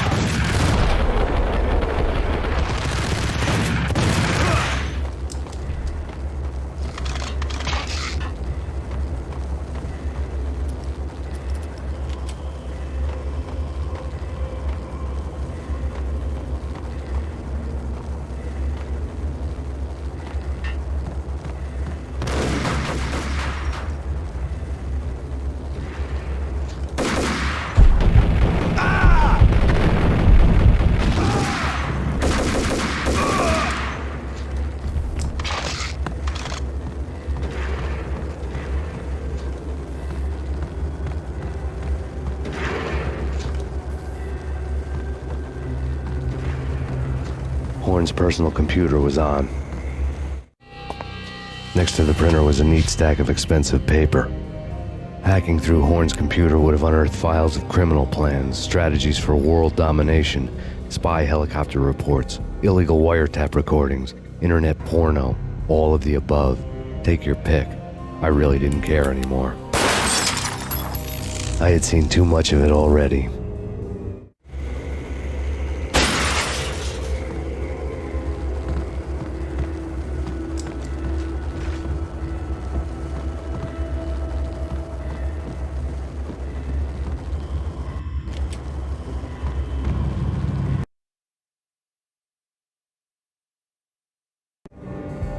Valkyr had been meant to be a white-winged maiden that would lift you to a warrior's heaven, but it turned out to be a one-way demon ride to hell. The devil was in the drug. I knew. I had met him.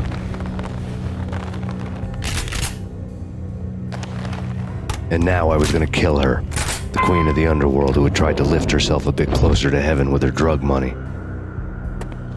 No begging, no bribes. She knew better. Honor among killers. We who were about to die.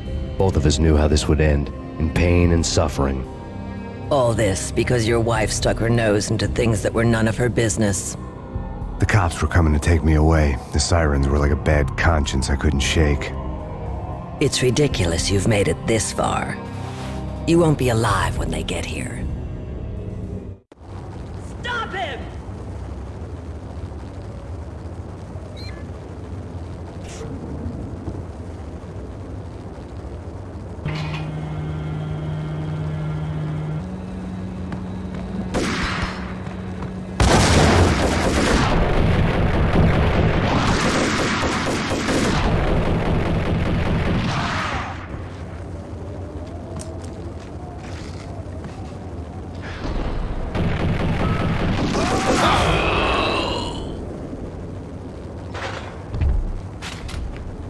The elevator lobby. Get us back up now.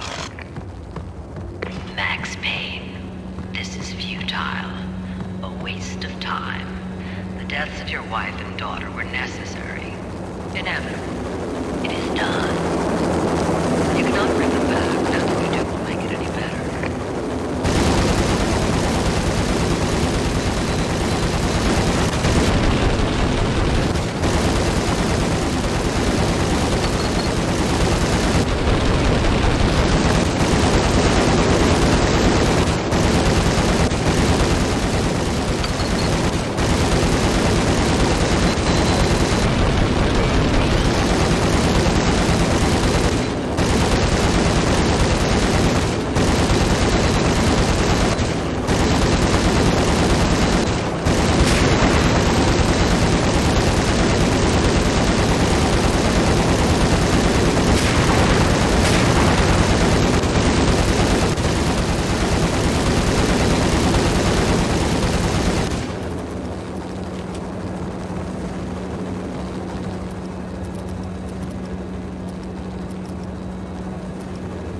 Max Payne, you are fighting a losing battle. You cannot survive this. You will die. Stop fighting. Make it easy for yourself. Accept your fate. You will die here.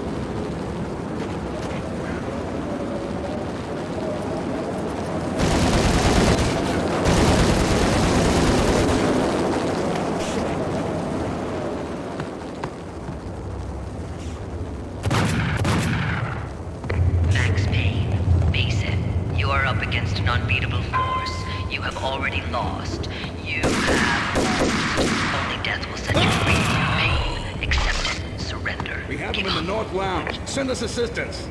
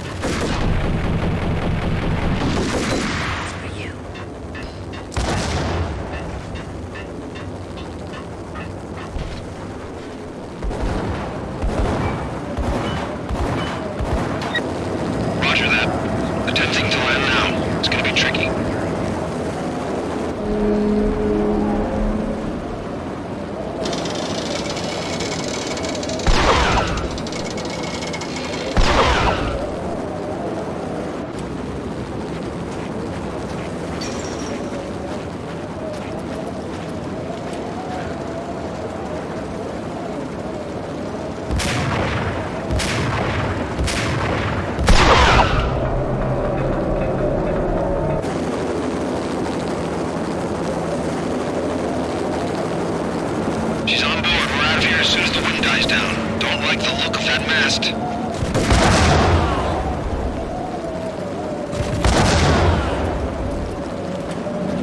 Lift off in 1 minute.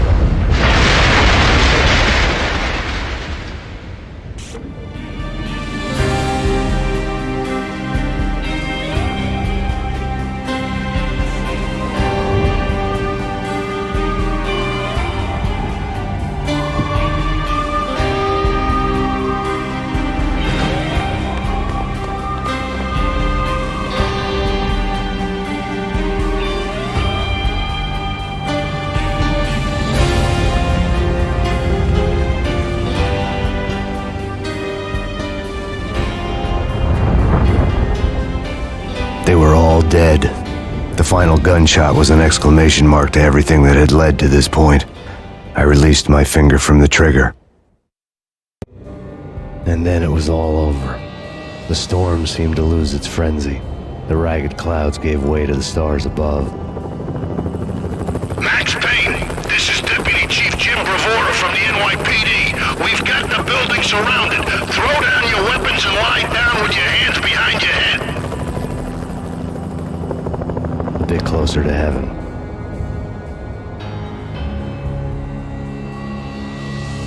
The cops' voices were distant and muted. Freeze! NYPD! Hold it right there! My ghosts released me from their haunting. Down below, New York City glittered like diamonds on black velvet. You gave us one hell of a ride. Take him down to Central Booking. You heard the man. Woden was there in the crowd, standing by the sidelines. It wouldn't be over till the man with the patch would say so. He'd say the right words. I knew he would. He'd better. Woden grinned smugly. It was the grin of a winner. That made two of us.